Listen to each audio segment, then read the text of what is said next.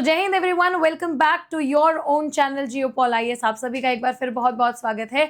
यहाँ जैसा कि आप सभी जानते हैं जियोमॉर्फोलॉजी की एक सीरीज चल रही है। वैसे तो ये माजिद हुसैन की ज्योग्राफी बुक हम स्टार्टिंग से लेकर के एंड तक कंप्लीट कर रहे हैं, बट हियर ऑन अभी फिलहाल में ज्योग्राफी की जियोमॉर्फोलॉजी ये वाली पूरी सीरीज आपकी पार्ट वाइज में आपको करा रही हूँ। ठीक है, एक पार्ट में इसलिए नहीं करा रही हूँ because it is itself a very huge unit. इसके अलग अलग चैप्टर्स हैं। जैसे कि इससे पहले हम लोगों ने अर्थ के 4 स्फीयर्स को पढ़ लिया है ना। हम लोगों ने बहुत डिटेल में पढ़ा lithosphere, hydrosphere, then we have in very detail we have also discussed about atmosphere and collectively biosphere, है ना। हम बात कर रहे थे इंटीरियर ऑफ द अर्थ पे, है ना। मैंने आप लोगों को थोड़ा सा एक क्वेश्चन भी इंटीरियर ऑफ द अर्थ पे बताया, फिर मैंने आप लोगों को थोड़ी बेसिक चीजें इंटीरियर ऑफ द अर्थ पे बताया। Now is the time when we actually talk and we actually go into interior of the earth. आपको नहीं जाना है, हमें बस कॉन्सेप्ट में चलना है। ठीक है, जियोमॉर्फोलॉजी पार्ट 3 ये आपकी है इंटीरियर ऑफ द अर्थ। आज इस लेक्चर में मैं आपको क्या क्या कंप्लीट कराऊंगी। आपको इन टॉपिक्स के लिए बिल्कुल भी रिलाई करना है यहाँ पे, बिल्कुल भी कहीं और जाने की जरूरत नहीं है। और इसको पढ़ने के बाद, इसके नोट्स लिखने के बाद अगर आप किताब पलटोगे आपको सारी चीजें समझ। ठीक है, पहला है इंटीरियर ऑफ द अर्थ, तो पढ़ेंगे ही। ओवरऑल क्या है, क्रस्ट, मेंटल, कोर वगैरह सब पढ़ना है। Primary waves, secondary waves, surface waves. मैंने आपको बताया था कि इंटीरियर ऑफ द अर्थ, क्या हम कभी अंदर कोर तक गए हैं क्या? जो मैं ये ड्राइंग बना देती हूँ कि ये कोर है, ठीक है, ये मैं ड्राइंग बना देती हूँ कि ये मेंटल है और ये क्रस्ट है, तो ये पूरा का पूरा ऐसे आग बबूला हो रहा है ना। मेंटल भी इस तरीके से मोल्टेन है, 1000 से 3000 डिग्री सेल्सियस टेम्परेचर है। तो मुझे कैसे पता? क्या आपको पढ़ाने के लिए मैं यहाँ सरफेस ऑफ द अर्थ से अंदर कभी गई हूँ? ऐसा हुआ नहीं है। हमें कैसे पता है? हम वेव्स और उनके तरीके, उनके बिहेवियर, उनके नेचर के थ्रू समझ पाते हैं कि क्या है हमारे अर्थ के अंदर इंटीरियर में। तो वो मैं आपको डिटेल में समझाऊंगी। Primary waves, secondary waves, surface waves, 3 तरीके के वेव्स जो हमें बताते हैं कि how does the interior of the earth look like. फिर हम पढ़ेंगे सिस्मिक डिसकंटिन्यूटी क्या है। बच्चों को बहुत प्रॉब्लम होती है जब ऐसे सब भारी भारी वर्ड्स माजिद हुसैन में आप देखते हो, है ना। बहुत इंपॉर्टेंट कॉन्सेप्ट्स है और यही वर्ड्स जब मिसिंग होते हैं किसी बुक में तो आप उनको छोड़ देते हैं। जनरली ऐसा होता है, बट ऐसा करना नहीं है, हमें एक एक चीज लेकर के चलनी है। सिस्मिक डिसकंटिन्यूटी मैं बताऊंगी आपको। Then we will study in detail about crust, about mantle and about core. ठीक है, और साथ ही साथ हम पीवाईक्यू और सैंपल एमसीक्यूज करते रहेंगे। बहुत ही डिटेल्ड में मैंने आपके लिए पीवाईक्यूज भी लिया है। यूपीएससी में पूछे गए सवाल अलग से लिया है, स्टेट पीसीएस में पूछे गए सवाल और आपके सैंपल एमसीक्यूज भी यहाँ पे आपको देखने के लिए मिल जाएंगे। मतलब ओवरऑल वीडियो को लास्ट तक जरूर देखना है। मेरी रिक्वायरमेंट क्या है, फटाफट से जैसे जैसे मैं आप लोगों के साथ ही नोट्स बनाऊंगी, तो मेरे साथ ही नोट्स बनाना है तुम लोगों को। And you have to make sure that इस पूरे के पूरे ऑर्डर में आपके पास आपकी कॉपी में जियोपॉल आईएएस के नोट्स ज्योग्राफी के मुझे चाहिए। ठीक है, क्योंकि उन नोट्स के बिना कुछ भी नहीं कर पाओगे। कि जब आप नोट नहीं करते हो ना, तब जाकर के क्रिस्प में आपको समझ में नहीं आता है और रिवीजन के टाइम आपको प्रॉब्लम हो जाती है। सो आई वुड रादर सजेस्ट कि नोट्स बनाना बहुत इंपॉर्टेंट है। और उससे भी ज्यादा इंपॉर्टेंट पता है क्या है? नोट्स को रिवाइज करना। तो रिवाइज करते रहना टाइम टू टाइम। ठीक है, चलो भाई, अब स्टार्ट करते हैं आज का शो। ठीक है, तो स्टार्ट करते हैं। सबसे पहले मैंने आपको कहा था इंटीरियर ऑफ द अर्थ, है ना। कैसे पता चल रहा है इंटीरियर ऑफ द अर्थ क्या है क्या नहीं है। और मैम एक जो पिक्चर हमारे पास है, देखो ऐसे, इसको प्लीज ऐसे लिखना, interior, interior of the, interior of the earth. ठीक है, अब इसको ऐसे लिखना कि सी देयर इज अ डिफरेंस। ये जो आपको ये नजर आ रहा है, ठीक है, मैंने आपको कहा ये क्या है, कोर है। ठीक है, ये है, मैंने आपको कहा ये क्या है, ये मेंटल है। ठीक है, और मैंने कहा ये क्या है, ये है भाई क्रस्ट। ठीक है, क्रस्ट। और ये वाला जो ये वाला सरफेस है जहां आप और मैं खड़े हैं, इसको कहते हैं अर्थ सरफेस। समझ में आया? अब आप बोलोगे मैम अंदर जो है अर्थ सरफेस के नीचे गड्ढा तो करते हैं हम, बोरवेल होते हैं, कुएं होते हैं, है ना। वो आप मैक्सिमम यहाँ से मैक्सिमम यहाँ तक आ सकते हैं, नॉट बियॉन्ड इट। ठीक है, आप उसके नीचे नहीं जाते हो। उसके नीचे फिर माइनिंग करने के लिए जाते हैं। अच्छा चलो वो भी बात हटा दो। कहने का मतलब ये है हमने कहा कि मेंटल में भी दो डिवीजन है, एक अपर मेंटल है और एक लोअर मेंटल है, ठीक है। तो एक सेमी फ्लूइड है और एक पूरा जो है फ्लूइड है, सॉलिड पार्ट भी है फ्लूइड पार्ट भी है, ठीक है, सेमी फ्लूइड कहते हैं। तो अब मुझे बताओ, और ये कोर पता है, ये मेंटल पता है, मैंने आपको बताया भी था 1000 डिग्री सेल्सियस से 3700 डिग्री सेल्सियस का तापमान मेंटल में होता है। कोर में आपका नहीं, इसको थोड़ा सा सही करो, 2700, ठीक है। कोर में आपका 2700 डिग्री सेल्सियस से लेकर के 3000 डिग्री सेल्सियस तक होता है। अब आप देख रहे हैं कि ये जब इतना ज्यादा गर्म है तो हमें पता कैसे चला, how do we know that interior of the earth looks like this, ठीक है। हमें किसने ये डिटेल्ड, ये जो पिक्चर आपके सामने है, ठीक है, reliable picture of physical constitution of earth, ये हमें कैसे असर्टेन किया गया है, बाय द हेल्प ऑफ, ये इसको ऐसे करना, पिक्चर ऑफ, लिखना इसको जरा, है ना, अर्थ इंटीरियर, अर्थ के इंटीरियर का पिक्चर जो है, पिक्चर ऑफ अर्थ इंटीरियर, ठीक है। ये एक रिलायबल पिक्चर जो हमारे पास आती है, वो कैसे आती है, अर्थ interior is given with the help of, किसके हेल्प से निकाला जाता है इसको, with the help of seismic,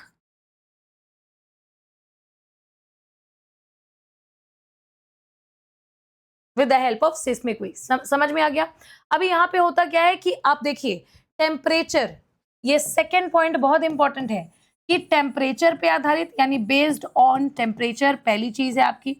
pressure पे आधारित यानी based on temperature, pressure and density, earth के अलग अलग लेयर्स होते हैं। Earth is divided into different layers. तो based on temperature, pressure and density, अर्थ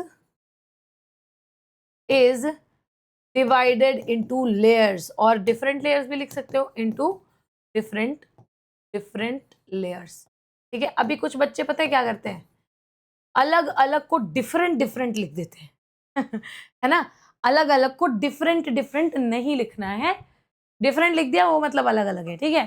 तो ये सीन है। अभी देखो इंटीरियर ऑफ द अर्थ तो हमें पता चल गया, मैंने आपको ऑलरेडी ये बात भी बताई है कि भाई एक सिस्मिक वेव का फिगर यहाँ पे लाना हमारा जरूरी था। अब इससे पहले कि अर्थ के इंटीरियर में मैं आपको कोर, मेंटल और क्रस्ट पढ़ाऊं, मैं आपको बताना चाहती हूँ कि ये हम लोग इसका नॉलेज लेकर के कहाँ से आए हैं, यानी ये जो अलग अलग लेयर्स हैं अर्थ के, how do we know, how have we come to know about the origin of these layers and how have we come to know that these layers actually exist। तो इसके लिए आपको लिखना पड़ेगा, टॉपिक डालिए जरा layers of earth's interior। कैसे पता चला अर्थ के इंटीरियर का लेयर हमको, how do we know this, ठीक है। आ जाओ भाई, सबसे पहले स्टार्ट करते हैं और पॉइंट लिखते हैं, बहुत ही फ्रेश स्टार्ट करेंगे, ठीक है। जो भी आप अगर बैठे हैं, चाय पानी नाश्ता बिस्किट जो भी का आपको खाना पीना है एकदम ले करके बैठो। आज की क्लास बहुत ही ज़्यादा मज़ेदार और इन्फॉर्मेटिव होगी, देखना।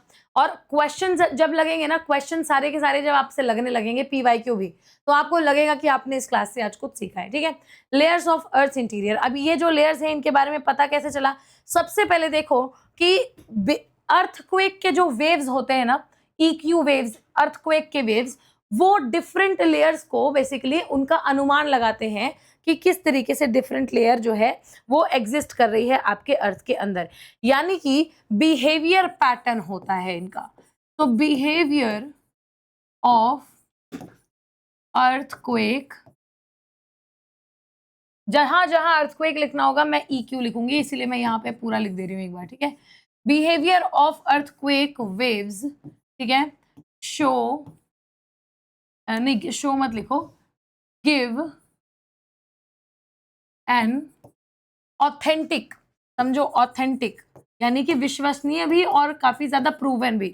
तो अर्थक्वेक के जो वेव्स होते हैं ना, तो वो हमें काफी ज्यादा अच्छी तरीके से एक ऑथेंटिक आइडिया देते हैं, एविडेंस देते हैं, gives an authentic evidence of the nature and state, nature and state of earth interior, यानी अर्थ के इंटीरियर का हमको भली भांति ज्ञान देते हैं। और ये जैसे जैसे वेव ट्रैवल करते हैं, अभी कैसे करेंगे ना ये मैं आपको बताऊंगी, ये बस मैं आपको बता रही हूँ कि ये करते हैं। अर्थक्वेक के जो वेव्स होते हैं, जैसे मान लो एपी सेंटर है आपका, ठीक है, एपी सेंटर से अर्थक्वेक ने वेव्स भेजे, है ना, आप देखते हो पी वेव्स होते हैं, एस वेव्स होते हैं, बहुत कंफ्यूजिंग होता है लेकिन बिल्कुल है नहीं, आज हम डिटेल में पढ़ लेंगे, खत्म करो इसको बार बार, है ना।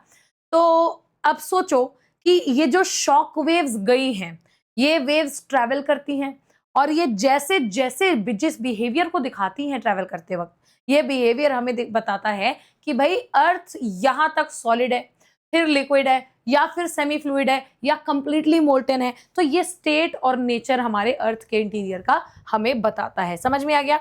अभी देखो केस क्या है ना, कि जब अर्थक्वेक शॉकवेव्स भेजता है, इसको ऐसे लिखो, when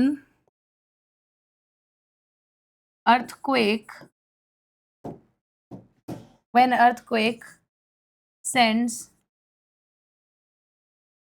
shock waves, ठीक है, थ्रू दी अर्थ, अर्थ के बेसिकली थ्रू दी अर्थ के अंदर जब शॉक वेव्स भेजता है तो क्या होता है, आपको मैं बताऊं, जो कूलर एरियाज होते हैं ना, कूलर एरियाज मतलब, आप कूलर एरियाज, कूल मतलब समझते हैं ना, जो ठंडा है, थोड़ा कंपैरेटिवली ठंडा पोर्शन है, तो कूलर एरियाज जो होते हैं, जो ठंडे एरियाज होते हैं, द कूलर एरियाज ट्रांसमिट, ये ट्रांसमिट करते हैं, यानी कि पास करते हैं, जल्दी जल्दी इन वेव्स को आगे आगे जाने का रास्ता देते हैं, ठीक है।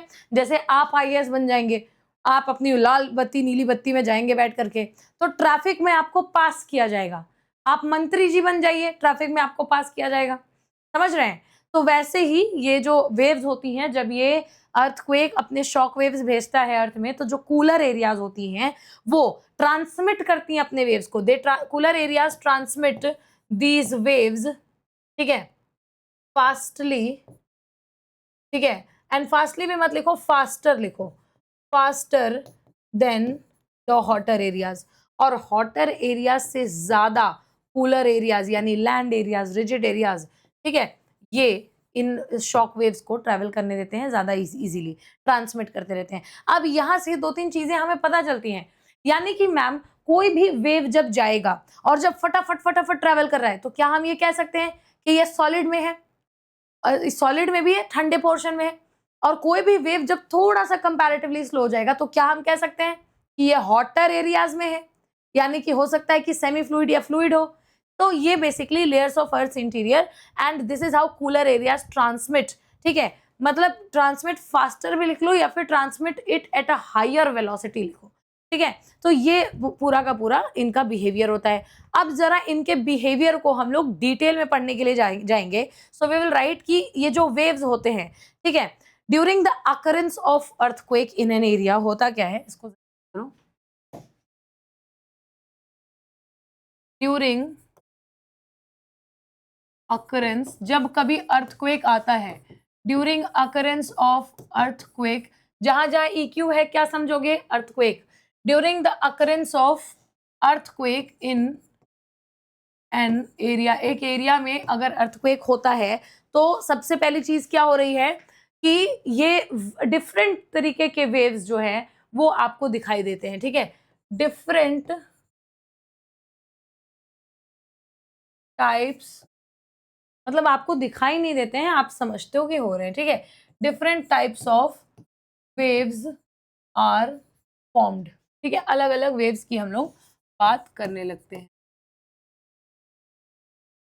ठीक है। ये ना इसको, ये वाला हमारा पेन ठीक था, ठीक है भाई। तो पहला वाला क्या है, पहला है आपका प्राइमरी, प्राइमरी वेव्स, इसका नाम प्राइमरी क्यों है ये भी बताऊंगी भाई, ठीक है, मतलब यहां से व्हेन यू विल लीव ना, तो इन सारे टॉपिक्स में आपको कोई प्रॉब्लम नहीं होगी, ठीक है। दूसरा है आपका सेकेंडरी वेव्स, और तीसरा है आपका सरफेस वेव्स, सरफेस वेव्स, समझ में आया। अब देखो इसी पूरे के पूरे लाइन को अगर ध्यान से देखोगे तो आपको यही शॉर्टकट में बताया जाता है, तो आप डर जाते हो। ये इसी को आप कहते हो ना पी वेव्स, ठीक है, इसी को आप कहते हो ना एस वेव्स, और ये तो सरफेस वेव्स को सरफेस वेव्स ही बोलते हैं। सिस्मिक वेव्स भी बोलते हैं। आप जब सिस्मिक वेव्स बोल रहे हैं ना, है सारे सिस्मिक वेव्स, लेकिन जब आप सिस्मिक वेव्स बोल रहे हो तो आप जनरली सरफेस वेव्स को बता रहे होते हो। अब एक एक का आप नेचर समझो कि कैसे ये ट्रैवल करते हैं और क्या क्या ये हमें अर्थ के इंटीरियर के बारे में बताते हैं। तो सबसे पहले जरा टॉपिक डालना है, क्या है टॉपिक? प्राइमरी। ठीक है, सबसे पहले हमारा टॉपिक है primary.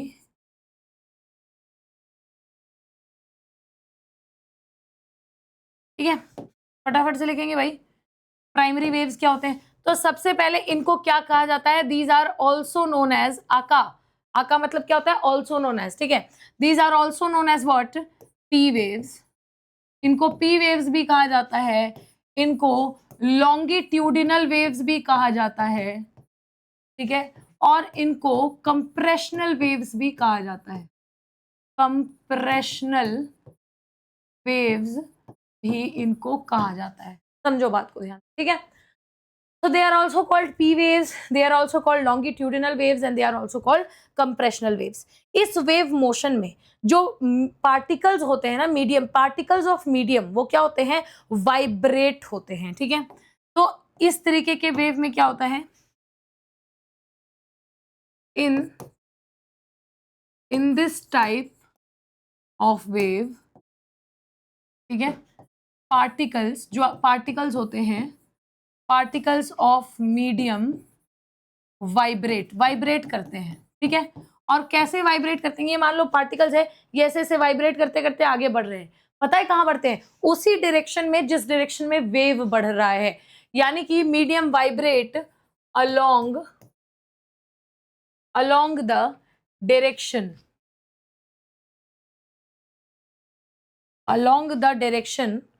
Of propagation of wave. Propagation of wave, wave जहां पे बढ़ रहा है, प्रोपेगेशन ऑफ वेव। ठीक है, ये बेसिकली जो आइडिया मैं आपको यहाँ पे दे रही हूँ, ये है आपके प्राइमरी वेव्स। ठीक है, इनकी विशेषताओं के बारे में अभी और चीज लिखेंगे कि इनका फ्रीक्वेंसी हाई होता है। These waves come with high frequency. Wavelength short होता है। ठीक है, शॉर्ट वेवलेंथ, ये इनकी कोई कुछ क्या कहते हैं उनको, कुछ फीचर्स हैं इनके। ठीक है, these come with high frequency, short wavelength, और इसीलिए basically as a part of its nature we call it what? We call it longitudinal waves. हम इन्हें लॉन्गिट्यूडिनल वेव्स कहते हैं। तो ये पॉइंट बहुत ही ज्यादा इंपॉर्टेंट है। शॉर्ट वेवलेंथ होता है और हाई फ्रीक्वेंसी होती है। ठीक है, बाकी सब में भी मैं आपको बताऊंगी, आप इस चीज को याद रखेंगे। ठीक है, हम लोगों ने ऑलरेडी देखा है that UPSC has asked questions, सवाल यहाँ से पूछा जा चुका है। ठीक है, तो ये जो वेव्स होते हैं ना, ये आप मतलब आप हमेशा देखेंगे इसको कि ये प्राइमरी वेव्स ना हर फॉर्म ऑफ द अर्थ में ट्रेवल कर सकते हैं। यानी कि these waves can travel both in solid and liquid part of the earth. अब सुनो मेरी बात ध्यान से। जब पता है ये सॉलिड और लिक्विड क्यों लिखवाया है? जब बच्चे को बोलो ना कि पी वेव्स जो होते हैं ना, प्राइमरी वेव्स, ये सारे स्टेट में ट्रेवल कर जाते हैं, तो बच्चा कहता है अच्छा सॉलिड लिक्विड गैस। भाई आपका अर्थ गैसियस प्लेनेट थोड़े है, गैस से थोड़े बना है, तो गैस नहीं है। तो हम we will only be talking about, whenever we are talking about earth and its land, we will always and only will be talking about what? Solid and liquid portion. ठीक है, ये मैं आपको हाईलाइट करना चाहती थी, सॉलिड एंड लिक्विड पार्ट या portion of the earth. ठीक है, ध्यान से सुनना, मैं इसको स्टार मार्क कर रही हूं, ये पॉइंट इंपॉर्टेंट है। ये पॉइंट आपके लिए एक सवाल बन करके सामने आने वाला है। ठीक है, उसके बाद स्पीड की बात करें तो आप देखो, इसकी जब सॉलिड में ये ट्रैवल कर रहा होता है या फिर किसी और डेंस मटेरियल में ट्रैवल कर रहा होता है, तो इसकी स्पीड ऑटोमेटिकली जो होती है क्या होती है? बढ़ जाती है। यानी जितना घना आपका मटेरियल है उतनी ज्यादा स्पीड इसकी बढ़ती है। ठीक है, सो स्पीड की बात करें तो क्या है? स्पीड इंक्रीजेज, स्पीड बढ़ती है, speed increases with denser material. ठीक है, और सॉलिड स्पेशली ब्रैकेट में करके लिख लेना। When it travels in solid its speed is the highest. ठीक है, अब होता क्या है ना, कभी कभी रिफ्रैक्शन होता है। आपको मैं बता दूं, समटाइम्स व्हाट हैपेंस, रिफ्रैक्शन हो जाता है। और जब मैं याद रखना, मैं रिफ्लेक्शन नहीं बोल रही हूँ, मैं रिफ्रैक्शन बोल रही हूँ। जब ये अपना मीडियम चेंज करते हैं तो क्या होता है, जब मीडियम चेंज कर रहे हैं तो रिफ्रैक्ट कर जाते हैं, और इनकी जो स्पीड भी होती है बेसिकली, वो इनकी स्पीड भी धीरे हो जाती है। तो ये जो चेंजेस आ रहे हैं रिफ्रैक्शन करने पे, वो इन्हें सेकेंडरी वेव बना देते हैं। So you can write that it changes into secondary waves. ये सेकेंडरी वेव्स में चेंज हो जाते हैं। It changes into secondary waves on refraction. ठीक है, रिफ्रैक्शन होने पे सेकेंडरी वेव्स में बदल जाते हैं, या फिर आप ये भी कह सकते हो कि सेकेंडरी वेव्स में बदल जाते हैं तो रिफ्रैक्ट हो जाते हैं। तो रिफ्रैक्शन और वाइस वर्सा। ठीक है, वाइस वर्सा मतलब पता है ना, उल्टा भी, विपरीत भी। तो it changes into secondary waves upon refraction और वाइस वर्सा। और जो लिक्विड एरियाज में जाते हैं तो इनकी स्पीड स्लो हो जाती है। Speed is slowed down as it enters liquid area. अब आपसे एक सवाल पूछा जाएगा, ठीक है, आपसे एक सवाल पूछा जाएगा कि दिए गए वेव्स में से कौन सा ऐसा वेव है जो कि सबसे ज्यादा फास्टेस्ट होता है सॉलिड में, और लिक्विड में जाने पे उसकी स्पीड कम हो जाती है। What must be your answer? Your answer must be P waves. समझ में आ गया ना? अब आप देखेंगे कि आपको ये साउंड वेव्स जो होते हैं ना, जैसे साउंड वेव्स के बारे में बात करोगे तो वो भी ऐसे ऐसे ऐसे ऐसे ऐसे ऐसे, और इधर वेव जा रहा है तो इधर जाते रहेंगे, यानी कि इनका मूवमेंट ऐसे ऐसे ऐसे ऐसे ऐसे ऐसे ऐसे ऐसे ऐसे होता रहेगा। ठीक है, तो जो साउंड वेव्स है ना, उन्हीं के एनालोगस लगता है। एनालोगस मतलब क्या होता है पता है? एनालोगस मतलब सिमिलर, थोड़ा एक जैसा दिखता है। तो we can also say that these are analogous to sound waves. ठीक है, दीज आर, ऐसे ही लिखो, these are analogous. Analogous I hope आप जानते होंगे, एनालोगस जो कि इसका मतलब होता है सिमिलैरिटी। ठीक है, सो दीज आर एनालोगस। अच्छा, एनालोगस में ओ छूट गया। दीज आर एनालोगस टू, किसके जैसे सिमिलर दिखते हैं? Sound waves. दीज आर, थोड़े अच्छे कलर में लिखते हैं भाई। These are analogous to sound waves। और साउंड वेव्स के जैसे क्यों दिखते हैं ये, मतलब क्यों हमें लगते हैं साउंड वेव्स की तरह? बिकॉज एज साउंड वेव्स भी होते हैं ना, वो टू एंड फ्रो मोशन ही करते हैं। ठीक है, as they also perform to and fro movement. ये भी टू और फ्रो मूवमेंट करते हैं। कहाँ? along direction of wave propagation। Wave जिस डायरेक्शन में प्रोपेगेट हो रहा है, फैल रहा है, प्रोपेगेशन। समझ में आ गया ना? उसी में टू एंड फ्रो ये जो है मूवमेंट करते रहते हैं sound waves. That is why ये थोड़े से सिमिलर टाइप के लगते हैं। आपको पता चलेगा in the line of propagation of रे, ठीक है, वेव प्रोपेगेशन। अभी आपको पता चलेगा कि ये जो प्राइमरी नाम है इनका, तो इनका नाम प्राइमरी पता है क्यों है?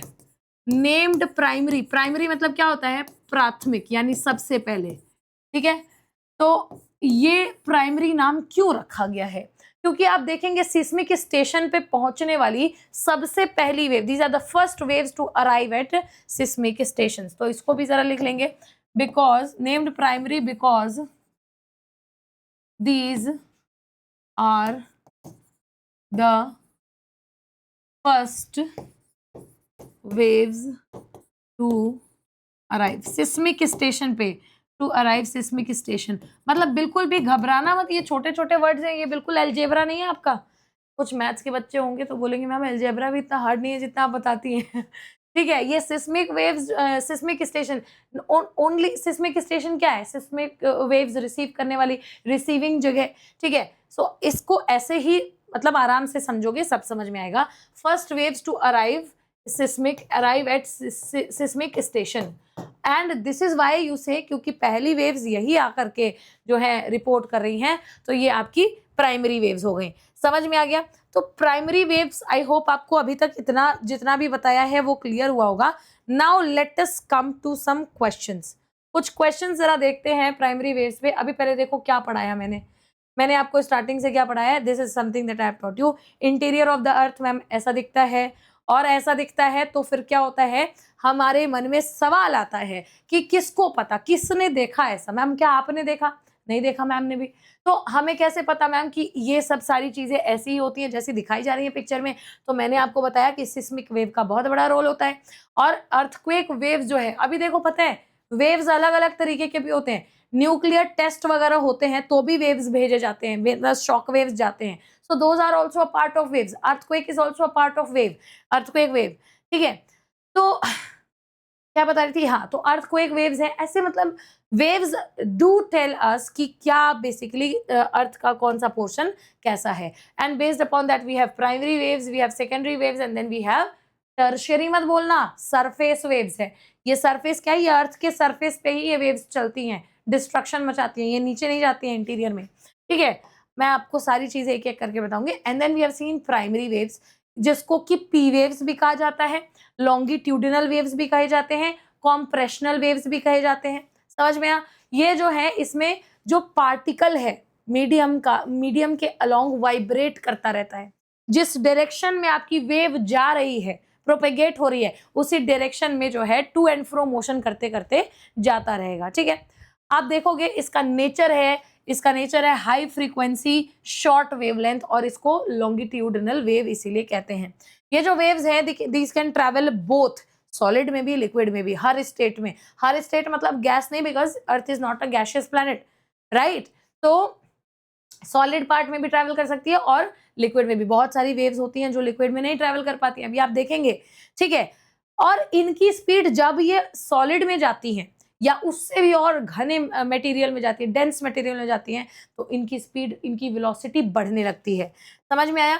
और इनमें आप देखेंगे कि जब रिफ्रैक्शन होता है या फिर अपना मीडियम चेंज करती हैं तो सेकेंडरी वेव के रूप में आ जाती हैं।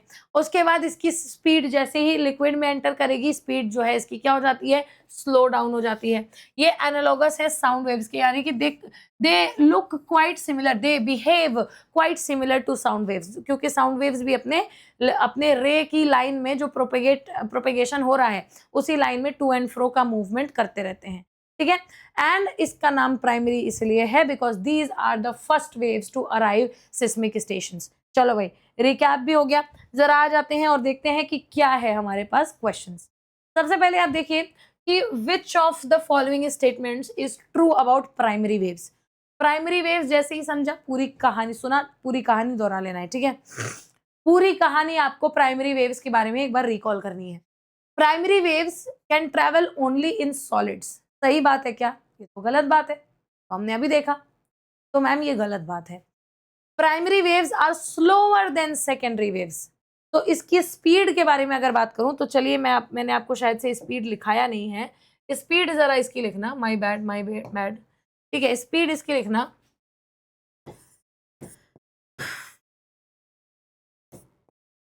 स्पीड इसकी लिखना। आप देखेंगे कि जनरली ये सेकेंडरी वेव से स्पीड में तेज होते हैं।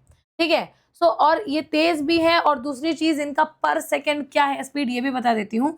दे are faster than S wave. Secondary wave से फास्टर होते हैं, और इनकी 5 से लेकर के 13 किलोमीटर पर सेकेंड की स्पीड होती है। पर सेकेंड, पर आवर नहीं बोल रही हूँ। ठीक है, पर आवर नहीं बोल रही हूँ, समझे? तो ये, तो they are slower than secondary waves. तो मैम ये भी गलत हो गया, ये भी गलत हो गया। They can travel through all the states of matter. All the states of matter मतलब मैटर के कौन कौन से स्टेट पढ़े हैं आपने? आपने सॉलिड पढ़ा है, आपने लिक्विड पढ़ा है, आपने गैस पढ़ा है। तो हम लोगों ने गैस को तो पहले ही निकाल दिया था, तो सॉलिड एंड लिक्विड में तो ट्रेवल करता ही करता है। तो क्या है भाई ये? चलो ये स्टेटमेंट सही है। Primary waves cause the maximum destruction, ये बात गलत है। ठीक है, ये प्राइमरी वेव्स जो होते हैं ये डिस्ट्रक्शन बहुत ज्यादा नहीं करते हैं, तो ये भी बात गलत है। तो आप देख रहे हैं ये एक क्वेश्चन आपके सामने है, इसका करेक्ट आंसर क्या हो जाएगा? इसका करेक्ट आंसर हो जाएगा सी। समझ में आ गया? तो इस तरीके से we are able to solve questions also.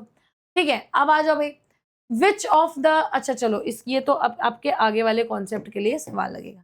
इतना समझ में आया ना? इसके बाद हम लोगों ने एक क्वेश्चन सॉल्व किया है and then we will see what do we have on our plate next most है आपकी सिस्मिक सेकेंडरी वेव। ठीक है, नेक्स्ट मोस्ट आपकी टॉपिक है secondary waves.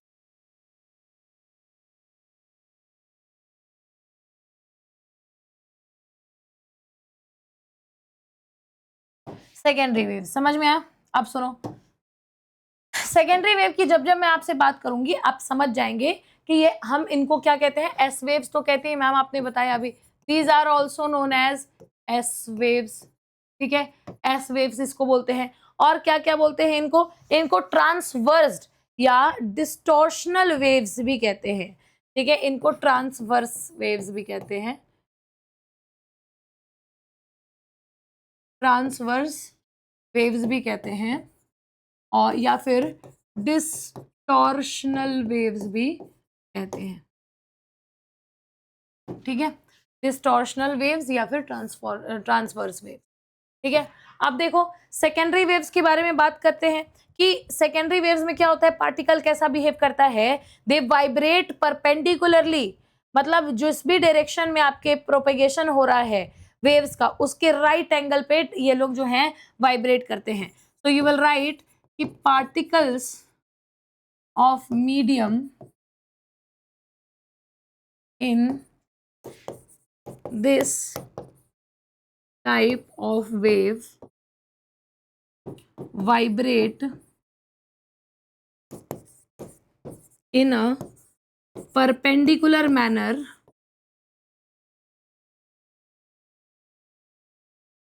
along the direction of wave propagation। Wave जिसमें propagate हो रहा है उसी में। अब होता क्या है पता है, ये अगर वेव चल रहा है ना तो ऐसे ऐसे ऐसे ऐसे, ये राइट एंगल्स पे जो है ऐसे मूवमेंट करते हैं सेकेंडरी वेव्स। ठीक है, ये पार्टिकल्स ऐसे मूव करते हैं। मीडियम ऑफ ट्रेवल क्या है, यानी कि ये जो वेव्स आपके सामने है, दीज कैन गो वेयर, ये कहाँ कहाँ ट्रेवल कर सकते हैं, ये अगर इनके स्पेसिफिकली इनके नेचर की बात की जाए तो आप इसमें अच्छे से एकदम टॉपिक डाल दीजिए, medium of travel.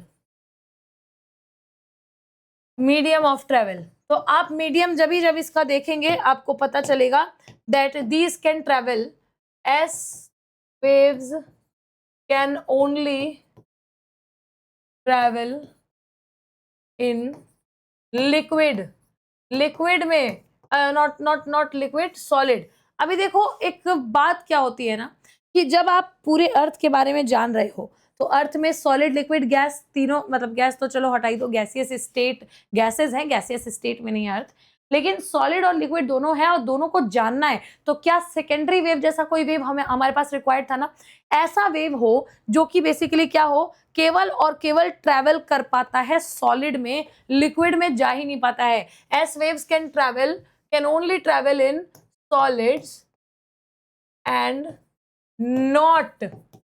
Not liquid, ये लिक्विड में नहीं ट्रैवल कर सकते, इसीलिए ये आपका कोर है, ये आपका मेंटल है। ठीक है, और ये आपका क्रस्ट है। तो क्रस्ट में तो सब पार हो जाएंगे, मेंटल भी सेमी फ्लूइड एक कुछ कुछ जगहों पर आता है, चलो ठीक है मैं मान लेती हूँ वो भी पार हो गए, लेकिन कोर तो पूरा मोल्टेन है ना, तो कोर में इसीलिए ये आउटर कोर पे ही रुक जाते हैं, ये अंदर नहीं जा पाते हैं। ठीक है, these waves never travel in liquids and gases, ठीक है, कभी भी नहीं। तो they do not enter the outer core, outer core आपका लिक्विड है।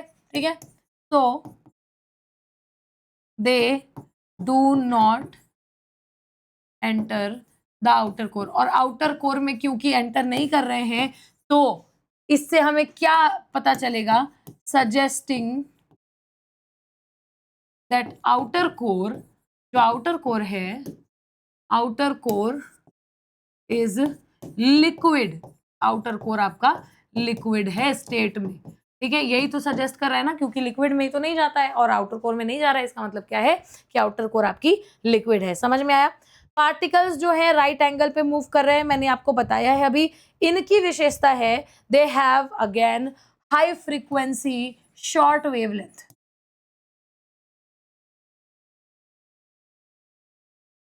हाई फ्रीक्वेंसी शॉर्ट वेवलेंथ, समझ में आया? And this is how you see कि ये जो आपके सेकेंडरी वेव्स है ना, ये इनकी कुछ फीचर्स आपको नजर आएंगे। और हमेशा याद रखना कि ये जो वेव्स प्रोपेगेट हो रहे हैं, these waves propagate in all the directions from focus. ये जो पूरा फोकस है ना, उससे सारे डायरेक्शन में ये प्रोपेगेट होते हैं एंड इट ट्रेवल्स फास्टर। इसकी स्पीड के बारे में भी, अच्छा यहाँ पे आ जाओ, स्पीड के बारे में जरा इसकी चर्चा कर लेते हैं। स्पीड लिखो तो इसका क्या है स्पीड? तो इसकी स्पीड आप देखोगे थोड़ी सी स्लो होती है, ठीक है, स्लोअर देन पी वेव्स, ठीक है, but faster than surface waves. Surface waves इसके बाद जो आएगा ना, उससे तेज होती है, उससे फास्ट होती है। समझ में आया? और ऐसे ही इसी क्रम में जब आप देखेंगे तो इनकी स्पीड को भी हम देखते हैं, लगभग इनकी स्पीड क्या हो जाती है, दिस कम डाउन, या फिर आप समझो कि ये थोड़ी इतनी ज़्यादा कम हो जाती है कि 3 से 7 किलोमीटर पर सेकेंड, 3 to 7 किलोमीटर पर सेकेंड। इसको कम समझने वाले लोग प्लीज ध्यान देंगे कि ये हम सेकेंड में बात कर रहे हैं। समझ में आया ना ये? अच्छा भाई, और कुछ इसके बारे में है क्या? These are slower than P waves but faster than surface waves. 3 से 7 किलोमीटर प्रति सेकेंड का इनका जो है वो स्पीड है। इनके बारे में और क्या बता सकते हैं मैम? तो देखो, हमेशा ये जो मूवमेंट कर रहे हैं ना, ये पाथ इनका जो शैलो जोन है ना, वो आता है।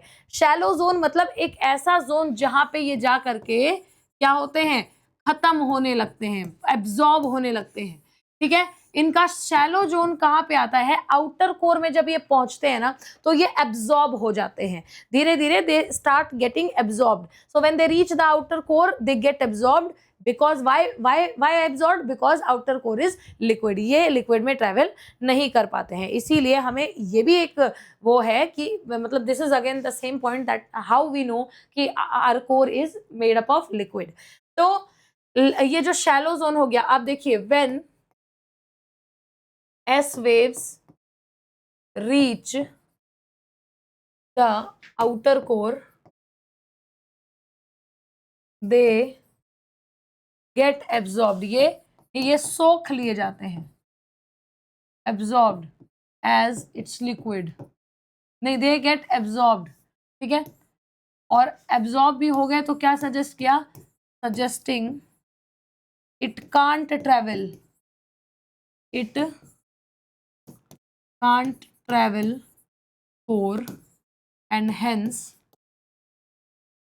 कोर इज, और कोर ही नहीं, आउटर कोर लिखना, हर जगह आउटर कोर लिखना, क्योंकि इनर कोर सॉलिड है। ये कैसे सॉलिड में बताऊंगी। And hence outer core they cannot, suggesting it cannot travel core and hence outer core is liquid। ये मैं आपको, बहुत बड़ा भ्रम है ये, मैं दूर करूंगी। ये जो लोग बीच में कोर बनाते हैं ना, ये फिर मेंटल, ये क्रस्ट, तो कोर को समझ लेते हैं कि सब मोल्टेन है। वो कोर भी डिवाइडेड है 2 लेयर में, आउटर कोर और इनर कोर। आउटर कोर में आप देखेंगे टेम्परेचर बहुत ज्यादा है और प्रेशर कंपैरेटिवली थोड़ा कम है, तो आपका जो है मोल्टेन स्टेट देखने के लिए मिलता है, लिक्विड स्टेट। लेकिन इनर मोस्ट कोर जो सेंटर है पृथ्वी का, समझ रहे हैं आप मेरी बात?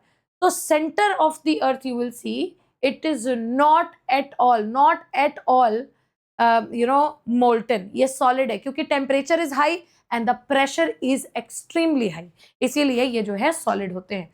तो ये आपका शैलो जोन भी हो गया इसका। इसके जो पाथ आप यहाँ पे डिस्कस कर रहे हो, this is how we come to know that the outer core is what? Liquid, ठीक है। ग्राउंड पे क्या इफेक्ट पड़ेंगे इसके, क्या इफेक्ट्स हैं इसके ग्राउंड पे, जरा देखो।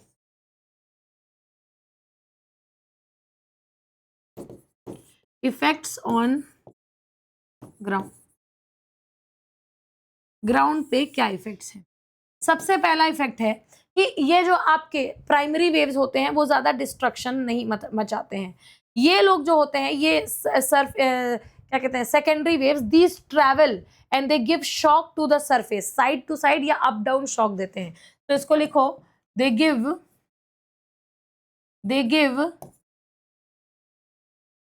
shocks to earth side by side और अप डाउन, या अप डाउन शॉक्स या साइड बाय साइड शॉक्स भी लिख लेना, ठीक है, कुछ भी लिख सकते हैं। So they give shocks to the earth surface side to side और अप डाउन, ठीक है। और ऐसे में ही डिस्ट्रक्शन की भी बात कर लें, सो दे आर मोर डिस्ट्रक्टिव, ये ज्यादा डिस्ट्रक्टिव हैं, मोर डिस्ट्रक्टिव देन पी वेव्स, लेकिन लेस डिस्ट्रक्टिव हैं सरफेस वेव्स के मुकाबले, but less than surface waves. Surface waves के मामले में थोड़ा सा चूक जाते हैं, बाकी पी वेव से ज्यादा डिस्ट्रक्शन बचाते हैं। समझ में आ गया?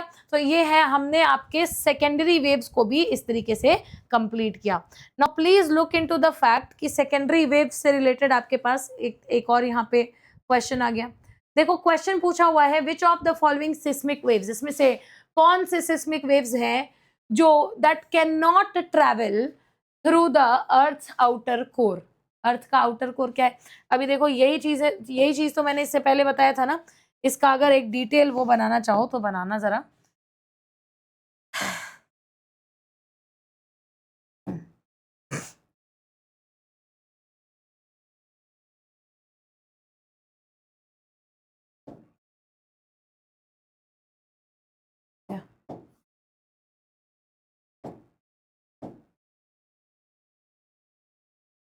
ये है आपका,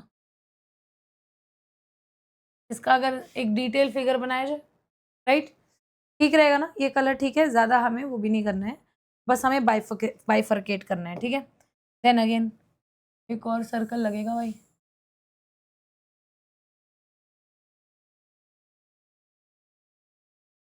fine, okay, and then we need one more circle. अब देखो इसको लेबल करते हैं, दिस इज कोर, ठीक है। और कोर में भी प्लीज हमेशा याद रखना, अच्छा ये थोड़ा सा मिस्टेक हो गई हमसे,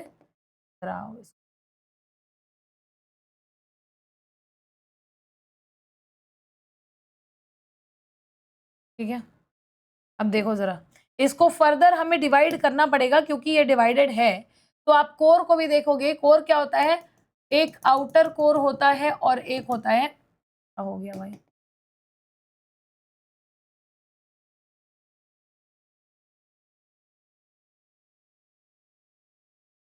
ठीक है। ये हमने कोर को भी अंदर से डिवाइड कर दिया है, we have divided the core from the inside,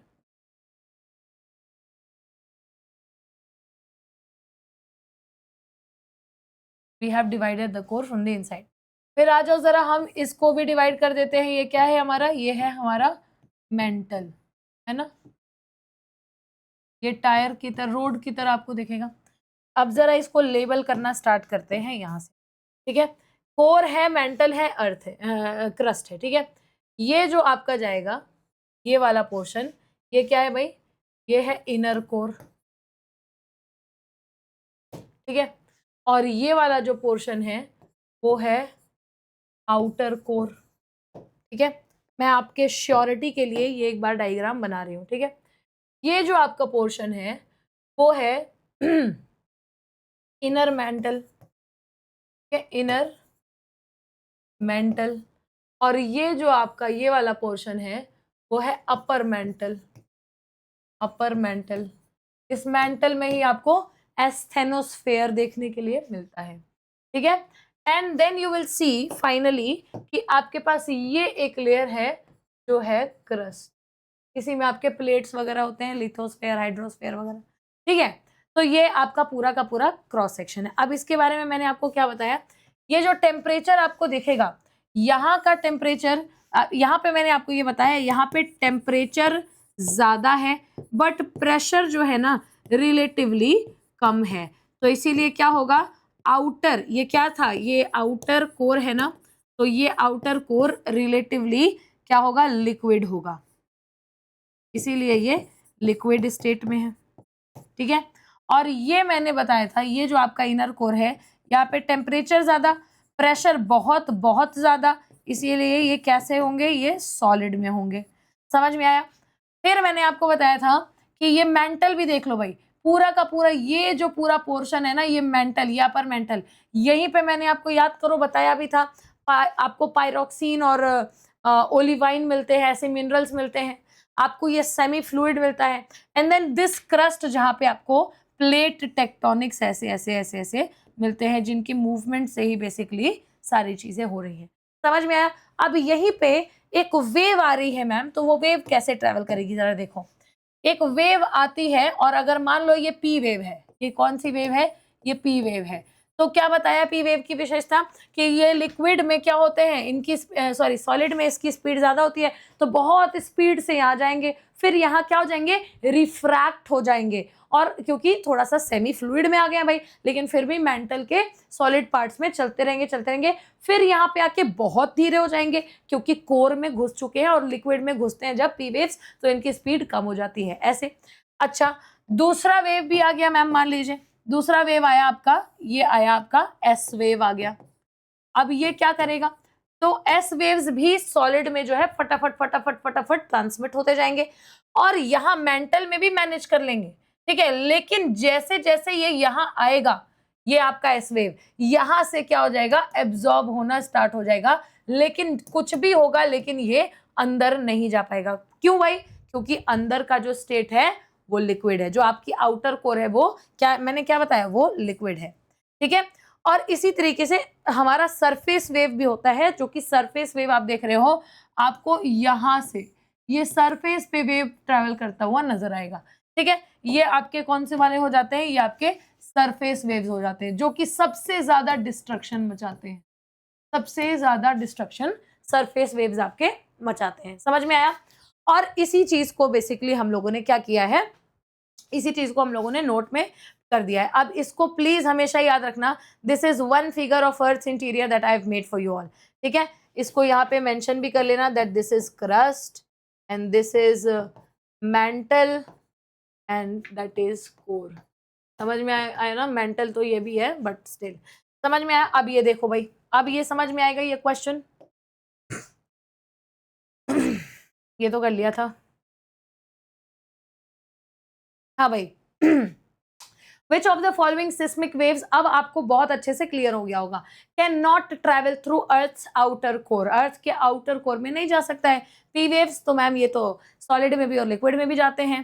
surface waves तो मैम आपने अभी अभी ये डायग्राम बनाया तो आपने बताया वो ऊपर सरफेस के ऊपर ऊपर तैरते हैं, तो सरफेस वेव्स भी नहीं। लव वेव्स जो हैं, अगेन लव वेव्स भी नहीं, ये आप एस वेव्स देखते हो, और एस वेव्स ही आपके क्या है, अर्थ के आउटर कोर में नहीं जाते।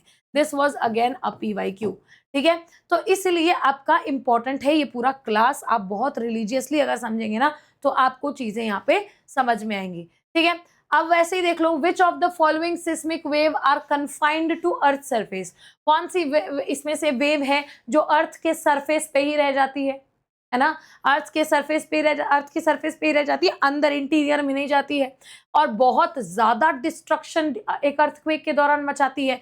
तो पी वेव्स हैं क्या? नहीं मैम, ये तो इंटीरियर में जाते हैं। एस वेव्स हैं क्या? नहीं मैम, ये तो चलो मान लो लिक्विड में नहीं जाते लेकिन सॉलिड इंटीरियर में तो जाते हैं। शॉक वेव्स हैं क्या? मैम शॉक वेव्स में तो सभी आ जाते हैं। सरफेस वेव्स इस एक इकलौता ऐसा है जो सरफेस पे रहता है, नाम से ही पता चल रहा है, और क्या होता है कि सबसे ज्यादा डिस्ट्रक्शन ये मचाने का काम करते हैं।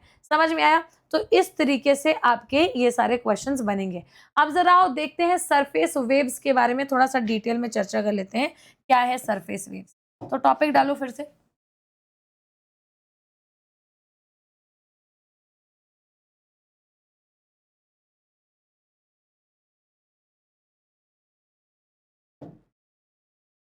सरफेस वेव्स, ठीक है। सरफेस वेव्स के बारे में लिखना है आप, क्योंकि ऑलरेडी आपको बहुत सारी चीजें मैंने अभी बता दी हैं इससे पहले भी। तो आप देखिए ये ऐसे सिस्मिक वेव्स हैं that travel only on earth surface, ठीक है। तो you will write about them that seismic waves that travel only, केवल और केवल that travel only on earth surface, केवल और केवल अर्थ के सरफेस पे ट्रैवल करते हैं, unlike P waves and S waves. इसको भी लिख लो भाई, ठीक है। Unlike P waves and S waves who travel into the, जो कि अर्थ के इंटीरियर में भी ट्रेवल करते हैं, into the interior of the अर्थ। समझ में आया? जो कि अर्थ के इंटीरियर में भी ट्रेवल कर लेते हैं। तो उनकी तरह नहीं है, उनकी तरह बिल्कुल भी नहीं है, ये केवल और केवल अर्थ के ऊपर, अर्थ के बेसिकली सरफेस के ऊपर ये ट्रेवल कर रहे होते हैं।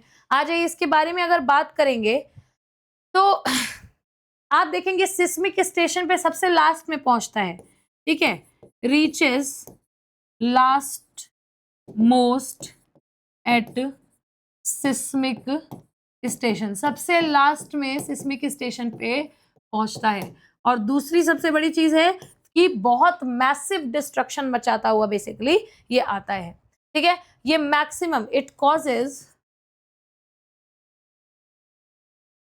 मैक्सिमम डिस्ट्रक्शन या डैमेज, मैसिव डिस्ट्रक्शन या डैमेज करते हैं, समझे? तो ये जो आप देख रहे हो ये सरफेस वेव्स हैं, ये इसकी विशेषताएं हैं, दीज आर इंपॉर्टेंट, ठीक है। इनको लॉन्ग पीरियड वेव्स भी कहा जाता है, तो इसको लिख लेना, they are also known as long, क्योंकि लंबे समय तक इनके इफेक्ट्स भी आप देखते हो, लॉन्ग पीरियड वेव्स, ठीक है, इनको लॉन्ग पीरियड वेव्स भी कहा जाता है। अब आप ये इसकी एक विशेषता और लिख लीजिए, इसकी फ्रीक्वेंसी नाउ यहाँ पे चेंज हो गई, बाकियों की हाई फ्रीक्वेंसी शॉर्ट वेवलेंथ थी, इसकी लो फ्रीक्वेंसी और लॉन्ग वेवलेंथ है। So these are characterized with low frequency and long wavelength. इसको कैसे लिखें? लो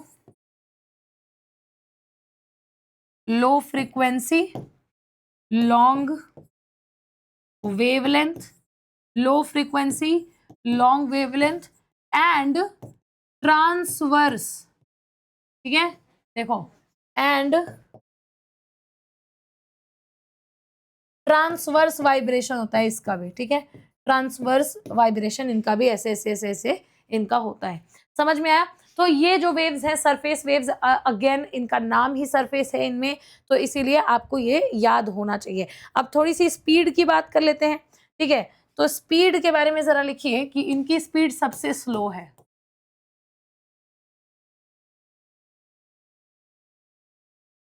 स्पीड के बारे में बात कर लीजिए, स्लोएस्ट अमंग ऑल, मतलब दो पी वेव्स और एस वेव्स से भी धीमे, ठीक है, स्लोएस्ट अमंग ऑल वेव्स। और कितना स्लो है पता है? 2 से 4 किलोमीटर बस केवल ट्रेवल कर पाता है प्रति सेकेंड, समझे? तो इसकी स्पीड अगेन दोनों बाकी के दोनों वेव्स से धीरे है। ये क्या करते हैं? घूम घूम के ऐसे ऐसे ऐसे ऐसे जाते हैं। So they follow a curved path, और क्योंकि ये कर्व्ड पाथ फॉलो करते हैं, हमें पता चलता है, they prove that earth is not a homogeneous. Earth जो है एक यूनिफॉर्म मास नहीं है ना, होमोजेनस हर जगह एक जैसा नहीं है, खुरदुरा है कहीं पे, हेट्रोजेनस फीचर्स हैं अर्थ के, तो होमोजेनस नहीं है। ये प्रूफ करता है ना कि अर्थ की फिजिकल प्रॉपर्टीज जो हैं वो अर्थ के डेप्थ के साथ चेंज होती रहती हैं। सो आप लिख लीजिए, दे ट्रैवल थ्रू कर्व्ड पाथ्स, ठीक है, कर्व्ड पाथ्स। और इससे ये क्या प्रूव करते हैं? Proving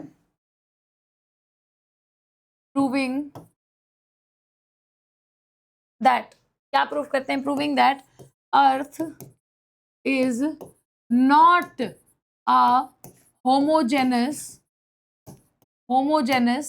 uniform mass. अर्थ एक होमोजेनस यूनिफॉर्म मास नहीं है, बट है क्या फिर? इसकी फिजिकल प्रॉपर्टीज जो है ma'am, but the physical properties of earth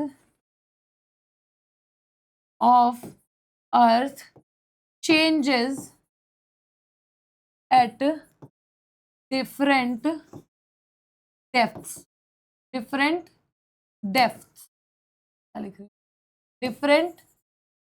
depth. अलग अलग जगह पे अलग अलग फिजिकल प्रॉपर्टी अर्थ की होती है, इनके मूवमेंट से बेसिकली हमें ये पता चलता है, ठीक है। So these are surface waves that we are here carrying on. अब ये जो सरफेस वेव्स हैं, हमने इनके बारे में ऑलरेडी बात भी किया है, हमने इनके बारे में ऑलरेडी सवाल भी देखा है, ठीक है। Which of the following seismic waves are confined to the earth's surface and cause most destruction during an earthquake? So what would it be? It would straightforwardly be what? Surface waves. समझ में आ गया ना? अब इसी surface waves को जरा देखो तो, हाँ, अब आ जाओ कंटिन्यूटी डिसकंटिन्यूटी पे बात करेंगे, ठीक है। ये आपके सरफेस वेव्स हो गए। सो एक बार फिर जरा देखेंगे कि क्या क्या हम लोगों ने यहाँ पे ऑलरेडी देखा है। We have seen that how, ये सबसे पहले आप लोगों ने प्राइमरी वेव्स को देखा, ठीक है। प्राइमरी वेव्स क्या होते हैं, उनसे रिलेटेड कैसे क्वेश्चंस हैं। सेकेंडरी वेव्स क्या होते हैं, उनसे रिलेटेड बेसिकली आपके पास, अच्छा ये एक डायग्राम भी है हमारे पास, यहाँ आपके प्राइमरी वेव्स, सेकेंडरी वेव्स और सरफेस वेव्स का बिहेवियर मैंने आपको बताया कैसे ट्रैवल करते हैं, है ना। और इसके बाद हम लोगों ने बात की इस डायग्राम के बाद कि कैसे क्वेश्चन आपके पास हैं, ठीक है, सेकेंडरी वेव से रिलेटेड। देन हम लोगों ने अर्थ की सरफेस पे ट्रैवल करने वाली सरफेस वेव्स की बात की, उसके बारे में क्वेश्चन पहले देखा और बाद में उसके कॉन्सेप्ट्स को हम लोगों ने अच्छी तरीके से नोट डाउन कर लिया। समझ में आ गया ना? अब आप आगे आ जाइए और आप आज का नेक्स्ट टॉपिक जरा डालिए, सिस्मिक डिसकंटिन्यूटी।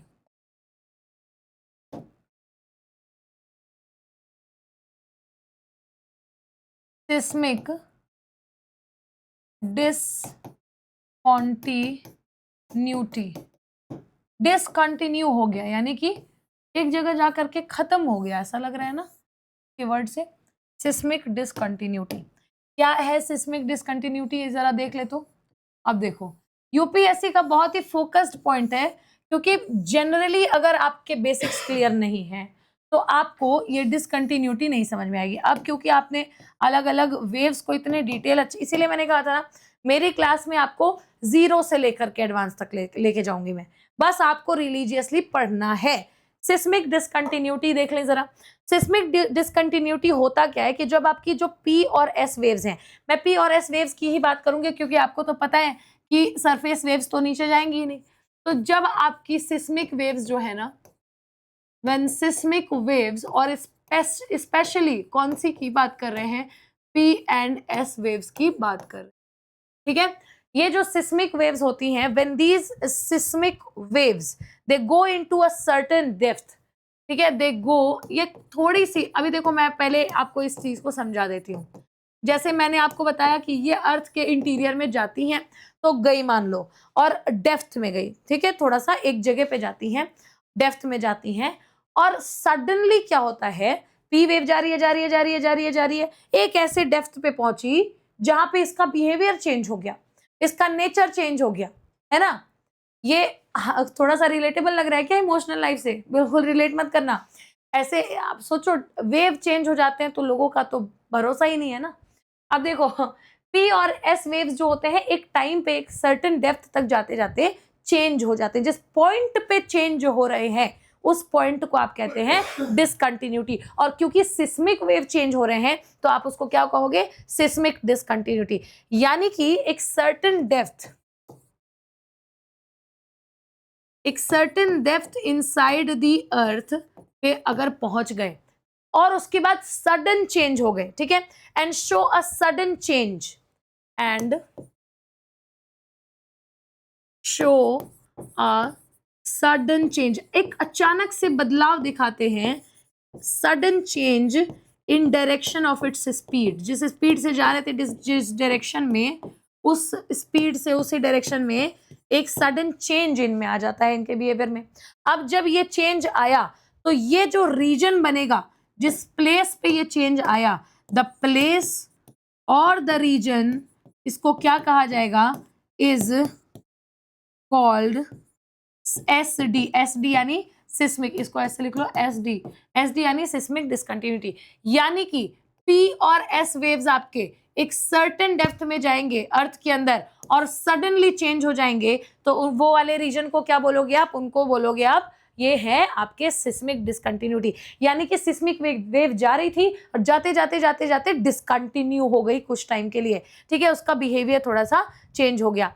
ये जो सडन चेंज है ना, ये आपके जो अर्थ का मटेरियल है ना उसका नेचर और स्टेट को रिफ्लेक्ट करती है।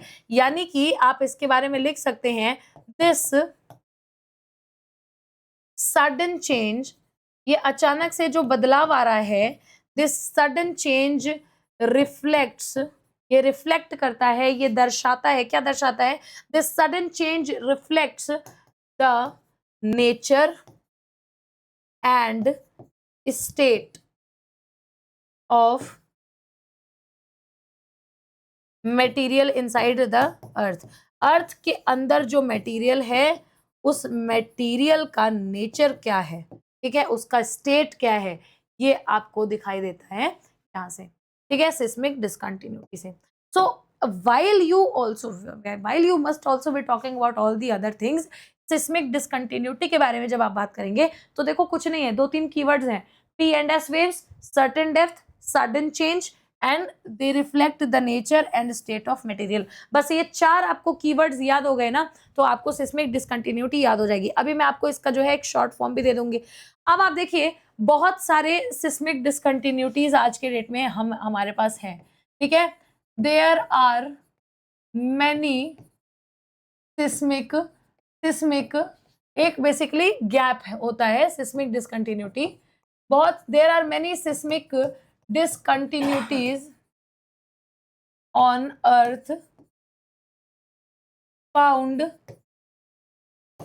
by our seismographs. सिस्मोग्राफ्स और सिस्मोग्राफिस्ट्स जो होते हैं ना उनके द्वारा बहुत सारे सिस्मिक डिसकंटिन्यूटीज पाए गए हैं। जैसे कुछ मेजर सिस्मिक डिसकंटिन्यूटीज के नाम जरा लिखिए। मेजर सिस्मिक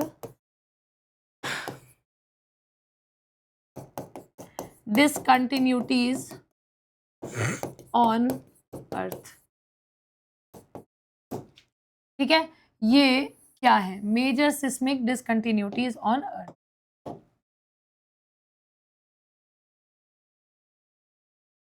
ठीक है, सबसे पहले जरा नाम लिखेंगे आप, एक है, अब देखो होता क्या है, अब इसके लिए एक फिगर, अगर मैं आपको एक फिगर में बताऊं तो ये आपका कोर है ना, सॉरी अर्थ है, और अर्थ का ये क्रस्ट है ना, और ये है अर्थ का मेंटल। तो मैम आपने ये आपको कैसे पता चला कि यही लाइन मेंटल और क्रस्ट को डिवाइड कर रही है, कैसे पता चला? हो सकता है नीचे, हो सकता है ऊपर, हो सकता है इससे ज्यादा थिक ना हो सकता है इससे भी ज्यादा थिक हो, है ना। तो ये वाली जो लाइन आपको दिख रही है ना, ये लाइन नहीं है एक्चुअली, ये एक जगह है एक्चुअली, ये एक रीजन है, ये एक प्लेस है जिसको हम सिस्मिक डिसकंटिन्यूटी कहते हैं, जिसका मतलब ही है कि क्रस्ट और मेंटल को अलग करने वाली एक क्षेत्र जो कि एक लाइन के फॉर्म में हमें दिखाई देती है, वही तो होती है सिस्मिक डिसकंटिन्यूटी। उसी के बारे में तो इतना ज्यादा पढ़ रहे हैं, पागल हो रहे हैं।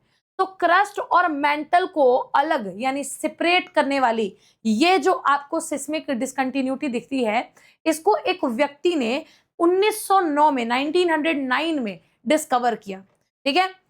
तो जब इस चीज को डिस्कवर किया तो उन्होंने पाया कि अच्छा ये सिस्मिक डिसकंटिन्यूटी का एक बहुत ही बेस्ट एग्जाम्पल हो सकता है।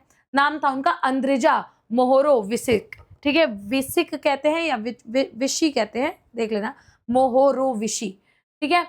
तो ये बेसिकली यही आपका पूरा का पूरा कॉन्सेप्ट है। तो एक सबसे पहली और सबसे मेजर डिसकंटिन्यूटी का नाम लिखो, मोहोरोविशिक,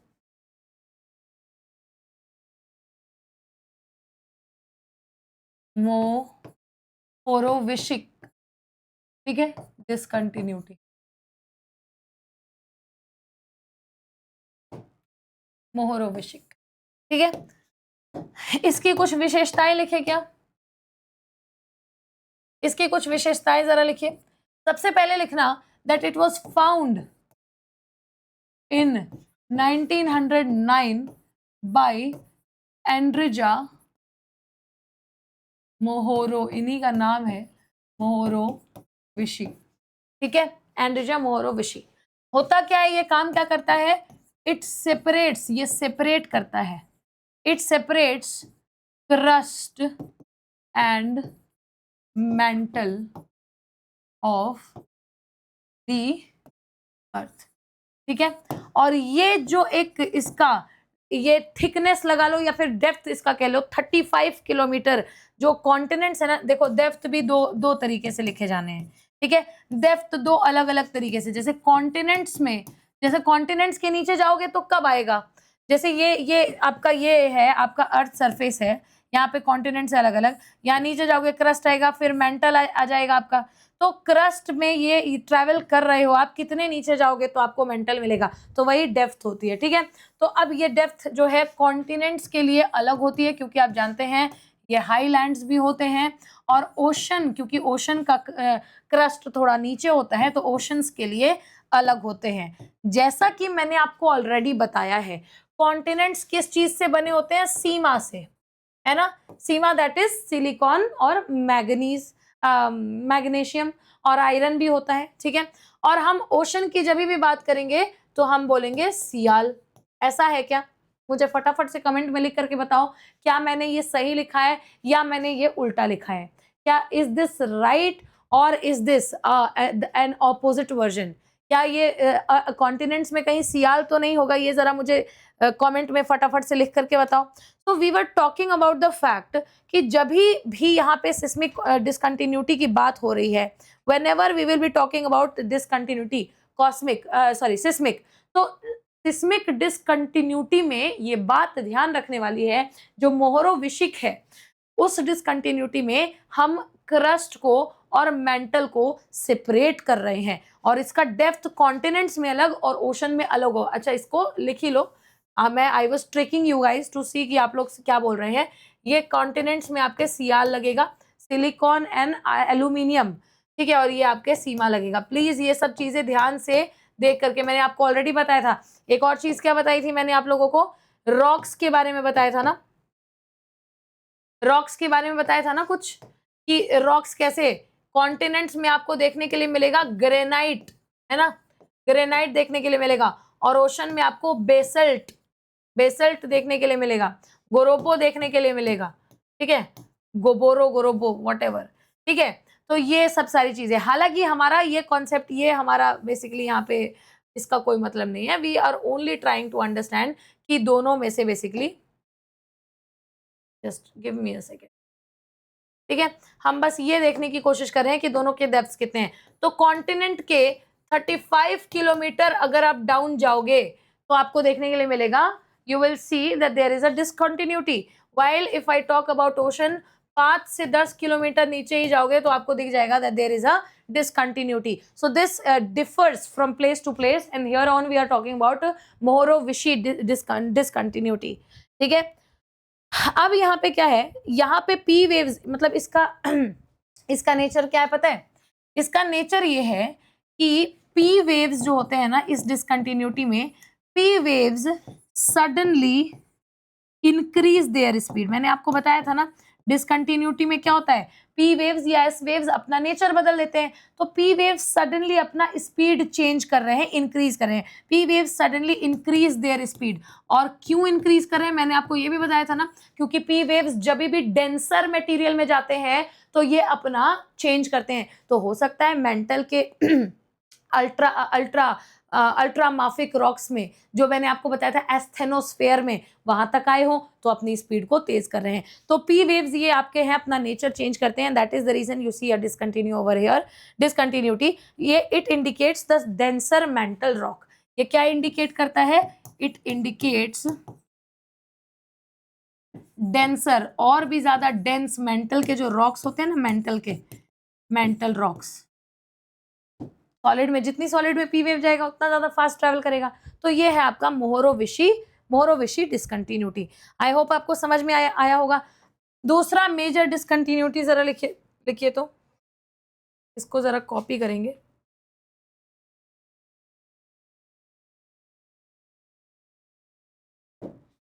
ठीक है।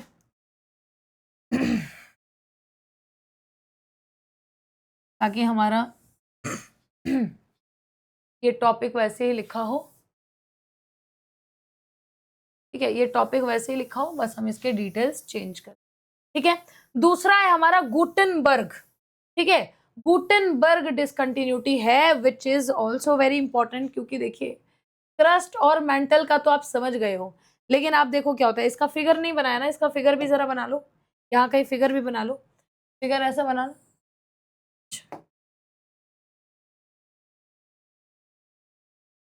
ये आपका क्रस्ट है, ये आपका मेंटल है, ठीक है।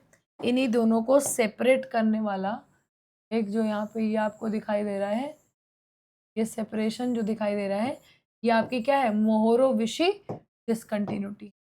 समझ में आ गया, it separates crust and mental. अब आ जाओ, नेक्स्ट मोस्ट आपके पास आता है Gutenberg. Gutenberg discontinuity. Gutenberg discontinuity में फटाफट से इसके पॉइंट्स लिख लेंगे कि ये ऐसी डिसकंटिन्यूटी है जो मेंटल को अलग करती है, किससे, कोर से, चलो वो बात तो सही है, लेकिन आउटर कोर से, मोस्टली हम आउटर कोर की बात करते हैं, ठीक है। सो आप गुटेनबर्ग में देखेंगे कि it separates what, it separates what do you call it, it separates mental and outer core, ठीक है। मेंटल को और आउटर कोर को ये गुटेनबर्ग डिसकंटिन्यूटी जो है सेपरेट कर रही है। इसकी खोज की गई, इसकी खोज it was actually found in I think 1936 और समथिंग, ठीक है। और इसको डिस्कवर किया था बेनो गुटेनबर्ग ने, ठीक है। इसको आप लिख लेंगे डिस्कवर्ड बाय बेनो गुटेनबर्ग। समझ में आया। और इसी के साथ इसके बारे में ये भी लिख लो कि आपको कितना डेप्थ पे जाना पड़ेगा, तो the depth you will count, ये गुटेनबर्ग आपको कितने नीचे मिलेगा, यू विल सी 2900 किलोमीटर नीचे जाओगे, then you will find Gutenberg discontinuity. काफी ज्यादा नीचे है गुटेनबर्ग डिसकंटिन्यूटी, ठीक है। यहाँ पे क्या मैम, पी वेव्स और एस वेव्स में क्या चेंज होते हैं, तो जो एस वेव्स होते हैं ना, वो यहाँ पे डिसअपियर हो जाते हैं। दो काम हो रहा है, देखो पहला काम ये हो रहा है कि पी वेव्स स्लो डाउन हो जाते हैं, पी वेव्स स्लो डाउन, ठीक है, देयर स्पीड, और S waves and S waves are absorbed, ठीक है। क्यों एब्जॉर्ब हुआ, क्योंकि ये आउटर कोर पे पहुंच गया था, and because outer core is a liquid, because outer core में ये ट्रेवल नहीं कर सकता है, ये आउटर कोर आपकी लिक्विड होती है। समझ रहे हो, तो ये इतना बड़ा चेंज देखेंगे तभी हम उसको गुटेनबर्ग डिसकंटिन्यूटी का नाम देते हैं। ये भी हमें इंडिकेट करता है that the outer core is actually liquid. समझ में आया। और इसी के हिसाब से जब आप इंटरनल लेयर्स देखेंगे ना, मतलब यहाँ पे आपको देखने के लिए मिलेगा, one thing that you will C over here is कि मतलब डिसकंटिन्यूटी में भी, अच्छा एक और डिसकंटिन्यूटी का जरा वो लिख लो, एक और डिसकंटिन्यूटी लिख लो जरा, वो वंस अगेन लेमैन, लेमैन या लेमान कहते हैं, जो भी कहते होंगे, लेमान डिसकंटिन्यूटी, जरा इसको भी लिख लो, ठीक है। आपके कोर्स की तो हम लोगों ने बात कर ली, ठीक है, कि कोर्स कह रहे हैं, आपके लेयर्स की तो बात हम लोगों ने कर ली। क्रस्ट को मेंटल से कौन अलग करता है मैम, आपकी वो मोहोरो। उसके बाद मेंटल को कोर से कौन अलग करता है, तो ma'am Gutenberg. And now you will सी कि एक आपके पास लेमैन डिसकंटिन्यूटी आता है, जरा इसको लिखेंगे, लेमैन, लेमैन या लेमान, लेमान डिसकंटिन्यूटी आ गया। अब लेमान डिसकंटिन्यूटी के बारे में जरा बात करते हैं। तो जब भी आप देखेंगे कि आपको एक सेपरेशन का पाथ नजर आ रहा है, you can see stricter separation, एक डिसकंटिन्यूटी आपको देखने के लिए मिलती है जो कि 1936 में डिस्कवर की गई थी, ठीक है,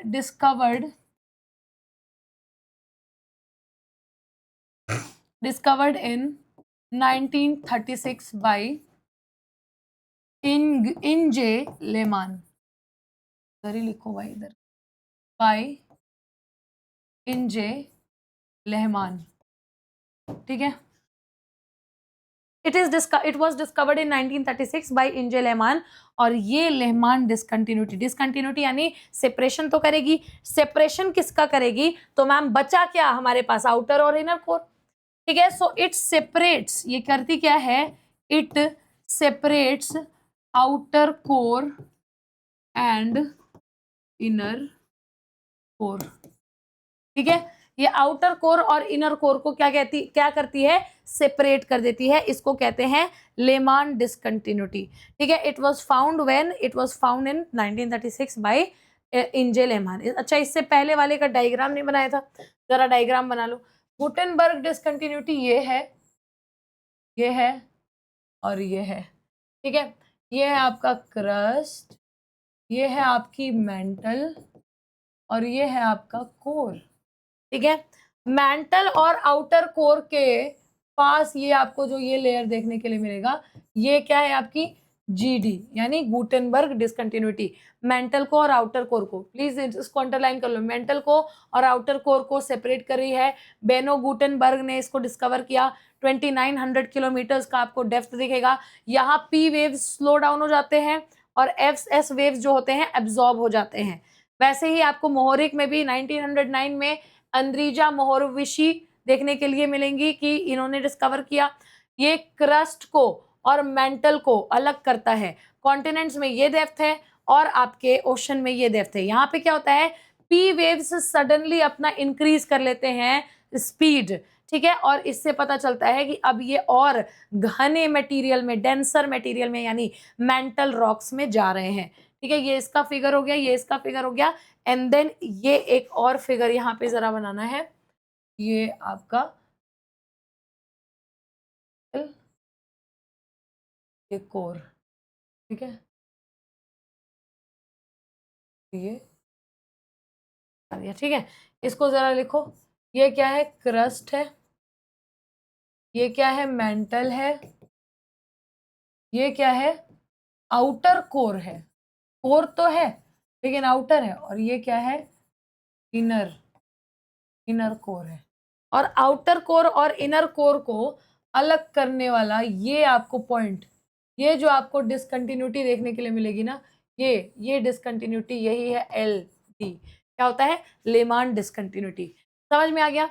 और यही मेजर सिस्मिक डिसकंटिन्यूटीज आपके चलते जाते हैं। ठीक है, वैसे तो बहुत सारी डिसकंटिन्यूटीज हैं। अब आ जाओ भाई, देखो सवाल है हमारे सामने कि एब्सेंस ऑफ एस वेव्स, आपकी जो सेकेंडरी वेव्स हैं उनका एब्सेंस होता है। आपकी एपी सेंटर के 103 डिग्री के बाद एस वेव्स गायब हो जाती हैं। ये एक पीवाईक्यू है, देख लो पीवाईक्यू प्रैक्टिस है। और 103 डिग्री आपको, आपके लिए एक छलावा है यूपीएससी का। आप देखोगे अरे बड़ा भयंकर क्वेश्चन है। क्वेश्चन तो देखो, एस वेव्स गायब हो जाती हैं अर्थक्वेक के एपी सेंटर से। इसका मतलब क्या है, एस वेव क्या गायब क्यों होती है, सॉलिड कोर की वजह से, या मोहो डिसकंटिन्यूटी आ जाती है, या गुटेनबर्ग डिसकंटिन्यूटी आ जाती है, या ओशियानिक क्रस्ट। तो जरा इसको सिंप्लीफाई कर देंगे। एस वेव्स क्या सॉलिड कोर में ट्रेवल नहीं कर सकती, मैंने बताया था कर सकती है, लिक्विड में ट्रेवल नहीं कर सकती। ठीक है, मोहो डिसकंटिन्यूटी क्या है, आपका क्रस्ट जब मेंटल से अलग हो जा रहा है तो उसको मोहो डिसकंटिन्यूटी कहते हैं। तो क्या क्रस्ट यहाँ पे या मेंटल यहाँ पे किसी कोई लिक्विड है क्या, नहीं, तो मोहो भी नहीं होगा। गुटेनबर्ग क्या होता है कि आपके मेंटल को आपके कोर से अलग किया जाता है।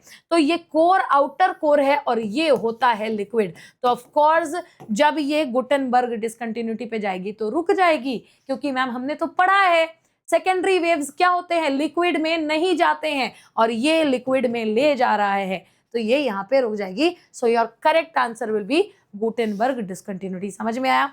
ऐसे ही क्वेश्चंस देखेंगे।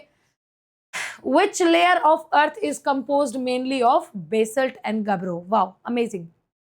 देख रहे हो, ये भी एक पीवाईक्यू है, यूपीएससी प्रीलिम्स, रिपीटेड कॉन्सेप्ट है।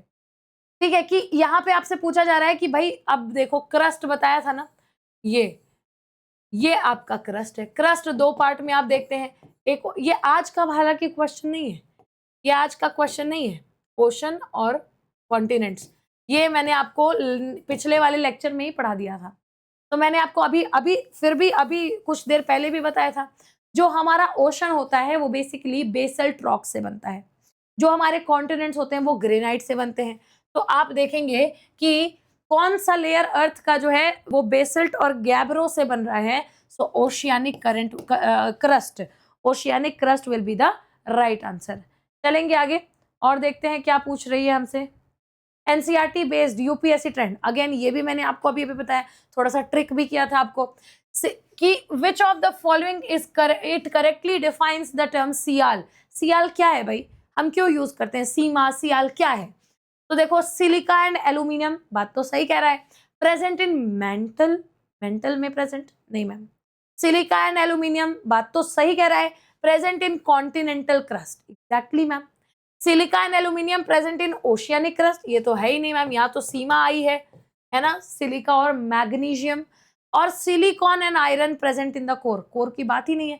सियाल जब जब बात करते हैं तो ये सिलिका और एल्यूमिनियम होता है जो कॉन्टिनेंट्स में होता है, ठीक है, सियाल एंड सीमा। तो ये B will be your correct answer. समझ में आ गया ना। तो ऐसे ही जब आप आगे चलेंगे आपको बहुत सारे क्वेश्चंस देखने के लिए मिलेंगे। अब देख लो भाई, द बाउंड्री बिटवीन, आपके सामने एक स्टेट पीसीएस का क्वेश्चन है, the boundary between earth crust, earth के क्रस्ट और मेंटल के बीच की बाउंड्री। तो आइए जरा इसको अपने नोट्स में ही देखें कैसे सॉल्व हो रहा है। हमारे नोट्स में कैसे सॉल्व हो जाएगा, ये आ गया भाई, क्या है, बाउंड्री बिटवीन अर्थ का क्रस्ट और मेंटल। अब आप मुझे बताइए, ये नोट्स हैं आपके सामने, अर्थ का क्रस्ट ये है और मेंटल ये है, इसके बीच की बाउंड्री क्या है, मोहरोविक, है ना, मोहरोविशी डिसकंटिन्यूटी इसको कहते हैं। So we come again to this question, PCS का एक क्वेश्चन है कि boundary between earth crust and mantle is known as Gutenberg है क्या, नो मैम, गुटेनबर्ग तो मेंटल और आउटर कोर का था बाउंड्री। रेपिटेड डिसकंटिन्यू है क्या, नहीं, कंटिन्यूटी है क्या, नहीं मैम। मोहो डिसकंटिन्यूटी है क्या, यस मैम, क्रस्ट और मेंटल को अलग करता है। लेमान डिसकंटिन्यूटी क्या करता है, आउटर कोर और इनर कोर को बेसिकली अलग करता है। तो ये आपके जो है ये लेमान, अच्छा सॉरी ये मैंने गलत टिक लगा दिया, ये आपके Moho discontinuity is the right answer. समझ में आ गया। सो ऐसे ही बहुत सारे कॉन्सेप्ट्स आपको देखने के लिए मिलेंगे। अच्छा फिर आ जाओ भाई, ये आपको देखने के लिए अच्छा सवाल मिल रहा है, which of the following is the dominant rock type of the earth mantle. Earth के में, अच्छा याद करो मैंने आपको एक बार बताया था, मैंने आपको बताया था, मैंने पिछले लेक्चर में ही बताया है कि मेंटल की बात होगी और स्पेसिफिकली यहाँ एक स्फेयर देखने के लिए मिलता है, एस्थेनोस्फेयर, है ना, एस्थेनोस्फेयर देखने के लिए मिलता है। तो मेंटल में आपको क्या देखने के लिए मिलेगा, देर आर सम रॉक्स, बहुत इंपॉर्टेंट रॉक्स हैं, पायरोक्सीन है हमारे पास, है ना, हमारे पास क्या है, ओलिवाइन है हमारे पास, इसको ग्रीन वेल्थ भी कहते हैं। एंड वी हैव पेरोडिटाइट, ठीक है, पेरिडोटाइट, पेरिडोटाइट, ये कुछ रॉक्स के नाम मैंने आपको पहले ही बताए थे पिछले वाली क्लास में, तो वही आपके सामने सवाल भी पूछा हुआ है।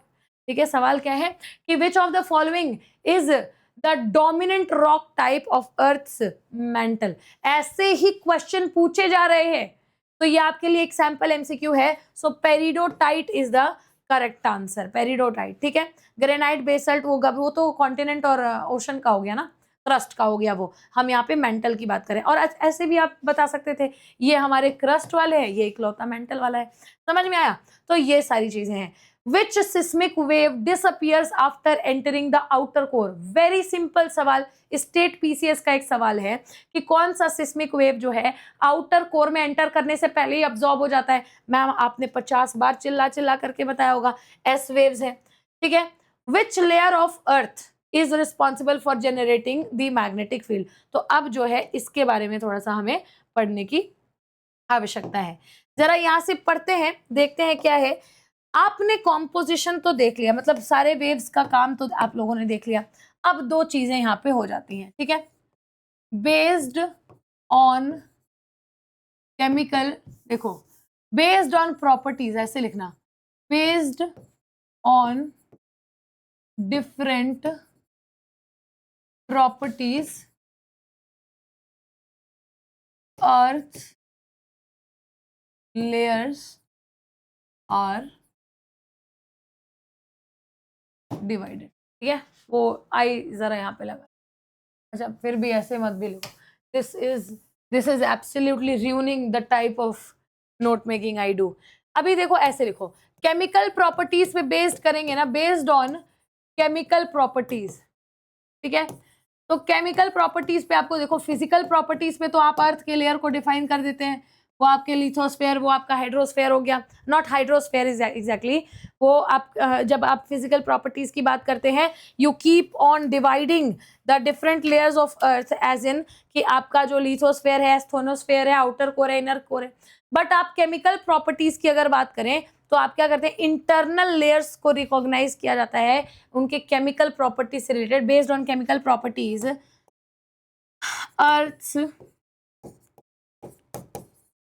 अर्थ का इंटीरियर है, अर्थ इंटीरियर इज डिवाइडेड, कितने में डिवाइडेड होता है, डिवाइडेड इनटू,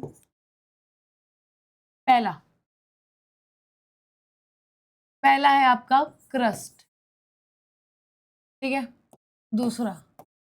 दूसरा है आपका मेंटल, ठीक है, और तीसरा है आपका कोर। एक्चुअली में सही मायने में यही इंटीरियर ऑफ द अर्थ का पूरा सार है, ठीक है। जरा इनको एक एक करके देख लेंगे फटाफट से, ये 10 मिनट का और काम हमारा रह गया है। सबसे पहले लगाओ क्रस्ट, है ना, क्रस्ट क्या है भाई, क्रस्ट भाई साहब का हिसाब किताब इनका खाली करो, इनको जाने दो, है ना। देखो क्रस्ट क्या है, आप सभी जानते हैं, लेयर बाय लेयर हम लोग अभी तक पढ़ते आ रहे हैं। ये बेसिकली अर्थ का आउटर मोस्ट सॉलिड लेयर होता है। तो what do you call it, the outer most solid, the outermost solid layer of earth is called crust। इसमें ध्यान देने वाली बात है आउटर मोस्ट और सॉलिड, ठीक है, दो हमारे पास वर्डिंग्स आ रही हैं, ठीक है। आप देखेंगे अर्थ के पूरे वॉल्यूम की जब बात करें ना, तो केवल it is only 1% of earth volume, पूरे अर्थ के वॉल्यूम का 1% है केवल, और मास का पता है कितना है, एंड 0.5% ऑफ इट्स मास, अर्थ के मास का बस इतना आपको क्रस्ट में। आपको लगता होगा कि क्रस्ट में प्लेट टेक्टोनिक्स वगैरह इतनी सारी चीजें हैं, क्या है क्या नहीं है, लेकिन ऐसा बेसिकली नहीं है। ये क्या होते हैं, ये अपने अदर जोन्स के मुकाबले कोल्ड होते हैं, ब्रिटल होते हैं, कड़े होते हैं और रिजिड होते हैं। तो दे आर कंपैरेटिवली, क्या हो गया भाई, दे आर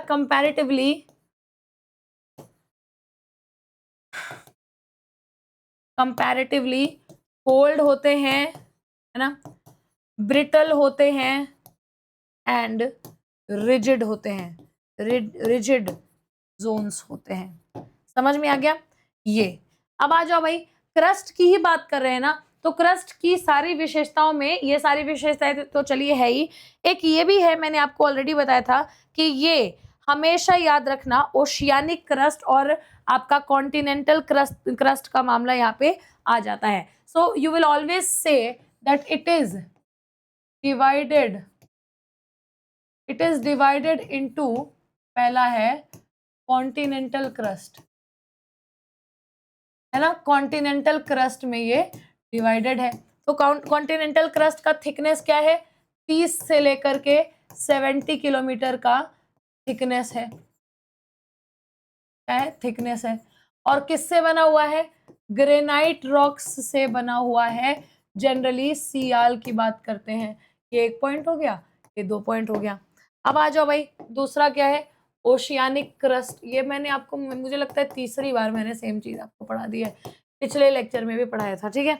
ओशियानिक क्रस्ट में आप देख पाएंगे कि कितना है इसका, ये है आपका 5 से 10 किलोमीटर थिन है बस, और कुछ नहीं है इसमें, ठीक है। और किन रॉक से बना हुआ है, तो आपने अभी कुछ देर पहले देखा भी था, बेसल्ट एंड गैब्रो से मिलकर के बना हुआ है।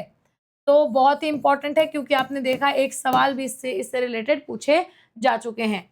और आप अंततः अगर बोलना चाहें तो आप भली भांति बोल सकते हैं कि क्रस्ट क्या है। क्रस्ट एक वो लेयर है, ठीक है, एक ऐसा लेयर है, crust is a layer that exists, जो कि है, that exists above मोहरोविशी डिस्कंटिन्यूटी। समझ गए ना, मोहरोविशी डिस्कंटिन्यूटी किसको किसको अलग करती है भाई, तो क्रस्ट को और मेंटल को। तो इसके ऊपर जितना भी मटेरियल है वो क्या है, वो है क्रस्ट, और इसके नीचे बेसिकली मेंटल स्टार्ट होता है। समझ में आया? So this is crust for us all. ठीक है, now let us come to mantle. Mantle जरा देख ले, क्या मेंटल पे आ जाते हैं। कहाँ गया भाई?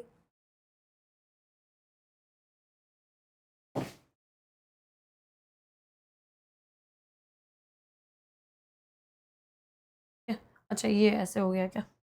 इसको हम लोग यहाँ पे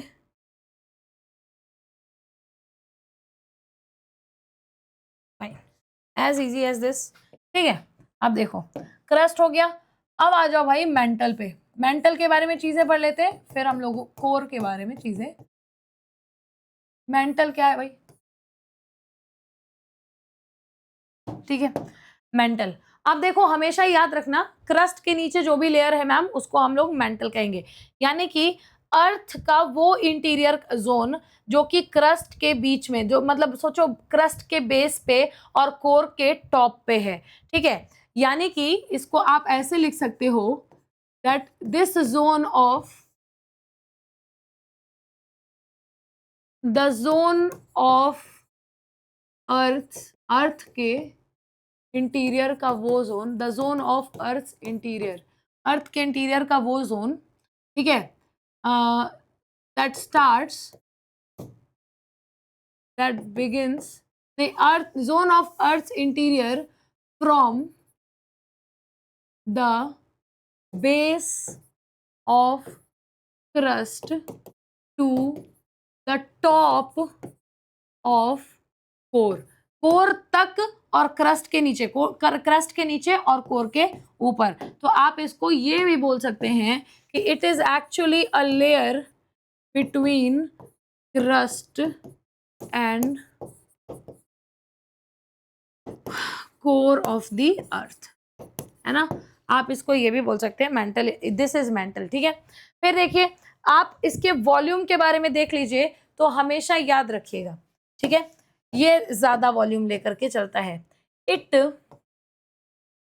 consists of 84% of earth volume, earth के वॉल्यूम का 84% लेकर के चलता है, एंड 67% ऑफ इट्स मास, इसका मास लेकर के चलता है। What is this? This is mental. Mental भी आप जानते हैं दो लेयर में डिवाइड होता है, इनर मेंटल और अपर मेंटल। यहाँ पे आपको एस्थेनोस्फेयर भी देखने के लिए मिलता है। समझ में आया? ये कहाँ से कहाँ तक है? तो मोहरों से लेकर के गुटेनबर्ग डिसकंटिन्यूटी तक आपको देखने के लिए मिलेंगे। इनके कॉम्पोजिशन जरा लिख लीजिए, इनका कॉम्पोजिशन क्या है? तो कॉम्पोजिशन इंक्लूड्स, मोस्टली क्या है इनका? मोस्टली सिलिकॉन, ठीक है, Si, फिर मैग्नीशियम Mg, ठीक है, फिर आयरन सिलिकेट्स Fe, ठीक है, ये सारे सिलिकेट्स, ये इनका कॉम्पोजिशन है। मेंटल में एक और चीज ध्यान देने वाली है आप लोगों के लिए कि यहाँ पे टेम्परेचर जो आप देखते हैं, टेम्परेचर 1000 डिग्री सेल्सियस से 2700 डिग्री, यानी लगभग लगभग 3000 डिग्री सेल्सियस तक बेसिकली आपके आ जाता है। ठीक है, तो ये कॉम्पोजिशन भी है मेंटल का, and this is how you classify mental. ठीक है, डोमिनेटिंग मिनरल्स वगैरह मैंने सारी चीजें आपको ऑलरेडी बता दी हैं कि भाई पायरोक्सिन, ओलिवीन होता है, पेरिडोटाइट होता है। ठीक है, इसके अलावा आप ये भी यहाँ पे मेंशन कर सकते हैं कि इट एक्सटेंड्स, ये एक्सटेंड होता है, it extends from Mohoro discontinuity, Mohoro discontinuity कहाँ है? 35 किलोमीटर पे है। ठीक है, till Gutenberg discontinuity which is 2900। ठीक है, ये आपका मेंटल हो गया। और मेंटल के बाद हम लोग जो है फटाफट से देख लेते हैं कि कोर क्या है। ठीक है, दिस इज व्हाट हैपेंस जब आप ऑलरेडी एक बढ़िया सॉलिड बैकग्राउंड पढ़ाई करके आ रहे हो, आप फटाफट इसको लिखते हो। ये अर्थ का इनर मोस्ट लेयर है, द इनर मोस्ट या फिर central layer of earth earth के इंटीरियर का इनर मोस्ट या फिर सबसे ज्यादा सेंट्रल लेयर आपको यही दिखाई देता है, दैट इज कोर। ये लेयर जो होता है ये कोर है, और स्पेशली आउटर कोर, ठीक है, स्पेशली आपका आउटर कोर जो है इज रिस्पॉन्सिबल, ये रिस्पॉन्सिबल होता है मैग्नेटिक फील्ड्स के लिए, फॉर जेनरेटिंग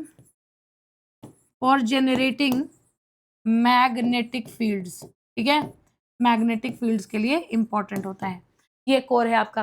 कोर के बारे में इसके अलावा आप देखिए गुटेनबर्ग से स्टार्ट होता है और अर्थ के सेंटर तक जाता है, तो इसको जरा लिख लीजिए, it starts from Gutenberg discontinuity, जो कि जिसका क्या है 2900 किलोमीटर डेप्थ है, वहां से स्टार्ट होता है and goes up to earth centre, earth के सेंटर तक जाता है, मतलब ऑलमोस्ट समझोगे ऑलमोस्ट 6371 किलोमीटर डीप, ठीक है। ये इसका स्टार्टिंग पॉइंट और एंडिंग पॉइंट आप एक तरीके से अनुमान ही लगा सकते हैं, कोर है, ठीक है। आप देखेंगे ये कोर और यहाँ पे एक डिसकंटिन्यूटी भी आपको देखने के लिए मिलती है। इसका कॉम्पोजिशन है जो वो नाइफी का कॉम्पोजिशन है, ठीक है। इसका कॉम्पोजिशन क्या है ये देख लो, द कॉम्पोजिशन इज नाइफी, यानी कि ऐसे मत लिखो, ऐसे नाइफी यानी कि निकल प्लस आयरन, आयरन को Fe बोलते हैं, निकल को Ni बोलते हैं, नाइफी। ये नाइफी क्या है, ये नाइफी इसका कॉम्पोजिशन है।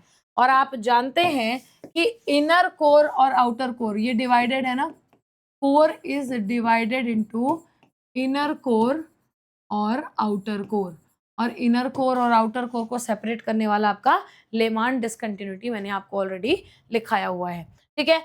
आप देखिए हाई टेम्परेचर लो प्रेशर की वजह से आउटर कोर आपका लिक्विड स्टेट में होता है, और high temperature extremely high pressure की वजह से आपका ये जो इनर कोर है वो सॉलिड स्टेट में होता है। एंड देन देयरफॉर हमारे सामने ये एक सवाल है, इनमें से कौन सा लेयर अर्थ का रिस्पॉन्सिबल है for generating the magnetic fields. Again one prelims question, ये मिसलेनियस क्वेश्चन है। तो crust, mental, outer core, inner core, मैंने आपको अभी अभी बताया that is outer core. I hope आपको समझ में आ गया होगा। और जरा स्टार्टिंग से देखते हैं कि क्या क्या चीजें हम लोगों ने इस पूरे के पूरे चैप्टर में करी हैं। तो जियोमॉर्फोलॉजी का पार्ट 3 है ये, अभी और पार्ट्स आपके लिए आएंगे। इसमें हम लोगों ने interior of the earth discuss किया है, primary wave, secondary wave, surface wave, seismic discontinuity क्या होती है, क्रस्ट, मेंटल, कोर क्या होता है, पीवाईक्यूज और सैंपल एमसीक्यूज भी लगाए हैं। मैंने इंटीरियर ऑफ द अर्थ बताया, उसके लेयर्स बताए, आपको बताया कि कैसे पता चला, हमें वेव्स के माध्यम से पता चला। जो कि प्राइमरी वेव्स हैं उनके बारे में आप देखते हो, आप उनके बारे में सवाल लगाते हो, आपसे सवाल लगते भी हैं। सेकेंडरी वेव्स आप देखते हैं, आप सेकेंडरी वेव्स के लिए एक ये डायग्राम भी आपको बना करके मैंने दिखाया है, very important diagram it is, ठीक है। डिसकंटिन्यूटी पे भी एक डायग्राम बना लेते हैं, कोई दिक्कत वाली बात नहीं है, ठीक है, आपके लिए सही रहेगा। यूपीएससी के लिए आपके पास इतने सारे सवाल हैं जो आप लोगों ने किए हैं यहाँ पे अटेम्प्ट, फिर हम लोगों ने सरफेस वेव पढ़ा और इससे रिलेटेड सवाल सॉल्व किया है। सिस्मिक डिसकंटिन्यूटी बहुत डिस्टर्बिंग कॉन्सेप्ट होता है, बच्चों को नहीं समझ में आता है, हम लोगों ने जीरो से लेकर के एडवांस लेवल पे समझा है इसको। सिस्मिक डिसकंटिन्यूटी जो मेजर डिसकंटिन्यूटीज हैं आपके अर्थ पे, मोहोरोविशी है, गुटेनबर्ग है, लेमान डिसकंटिन्यूटी है, विथ फिगर हम लोगों ने देखा है, और फिर बहुत सारे पीवाईक्यूज हम लोगों ने इससे ऐसे सॉल्व किए हुए हैं, है ना, बहुत सारे क्वेश्चंस ऐसे सॉल्व किए हुए हैं। देन देयरफॉर हम लोगों ने क्रस्ट, मेंटल और core, actual interior of the earth that we talk about, तो हम लोगों ने डिटेल में इनके बारे में भी चर्चा की है। Crust it is, mantle is this, and then you see this is the core, और इनके बारे में एक हम लोगों ने ये प्रीलिम्स का क्वेश्चन भी देखा है। अब आप एक और जरा लास्ट चीज यहाँ पे कर लीजिए, एक जरा ड्राइंग बना लीजिए, ठीक है।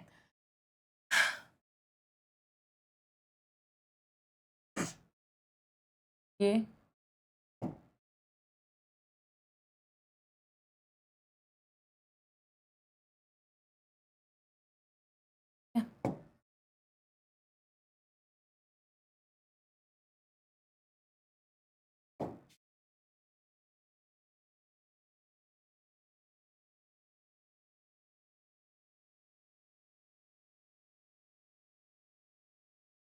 ठीक है, अब आ जाओ, इसको लेयर बाय लेयर इसको लेबल कर देते।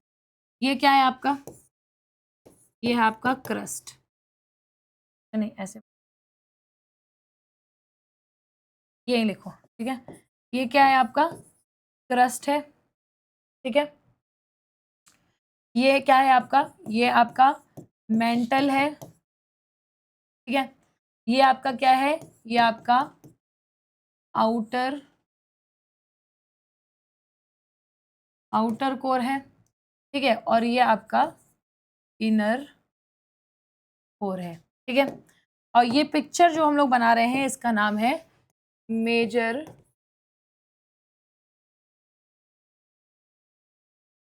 डिसकंटिन्यूटीज ऑफ, ठीक है। अब मुझे भाई फटाफट से बताएंगे, क्योंकि आप लोगों को अब सब कुछ पता है कि आई वुड आस्क कि क्रस्ट और मेंटल के बीच में जो ये लेयर बन रही है, ये जो लेयर इनको सेपरेट कर रही है, इसको क्या कहेंगे? तो आप बोलोगे मैम इसका नाम है मोहोरोविशी डिसकंटिन्यूटी। इसके बारे में हम लोगों ने पढ़ा है 1909 में, इसको एंड्रिजा मोहोरोविशी ने क्या किया था, इसकी खोज की थी। चलो भाई बहुत बढ़िया, ठीक है। अब आप मुझे बताएंगे कि मेंटल और आउटर कोर को सेपरेट करने वाली ये लाइन, मेंटल और आउटर कोर को सेपरेट करने वाली ये पॉइंट जो है, ये कौन सी डिसकंटिन्यूटी है? तो आप बताएंगे कि मैम आपने बताया था गुटेनबर्ग, है ना, गुटेनबर्ग डिसकंटिन्यूटी है, डिसकंटिन्यूटी है। ये किसको सेपरेट करती है? मेंटल को और आउटर कोर को। उसके बाद फाइनली आप यहाँ पे देखेंगे, आपको देखने के लिए मिलेगा कि ये इनर कोर जो है, ये इनर कोर और ये आउटर कोर, इसको भी, कोर के अंदर भी इन लोगों को भी बेसिकली सेपरेट करने वाली एक यहाँ पे लाइन है। इसको आप क्या बोलते हो? ये है आपका लेमान या लेमैन, ठीक है, डिसकंटिन्यूटी। ये क्या करती है? ये मैम अलग करती है आउटर कोर को और इनर कोर को। तो ये मेजर डिसकंटिन्यूटीज हैं आपके, जो कि ऐसे लिखे हुए हैं, ठीक है। आई होप आपको ये सारी चीजें याद रहेंगी। और इस तरीके से by this way we are here winding up the entire session, ठीक है। ये सेशन यहाँ पे समाप्त होता है। आई होप आपको चीजें समझ में आई होंगी। मेक श्योर कि अगर कोई भी डाउट है ना, हम रेगुलरली आपका कमेंट चेक कर रहे हैं, आप कमेंट्स में जरूर डालो, ताकि मैं अगले पार्ट में आपका डाउट आपके नाम के साथ एड्रेस कर दूं, ठीक है। तो तैयारी पूरी अच्छी रखनी है, रिवाइज करते रहना है, नोट्स बनाते रहना है, and most importantly stay healthy, ठीक है, मेंटली भी और फिजिकली भी। So thank you so much for watching the video. We will meet again next time in the next video very soon.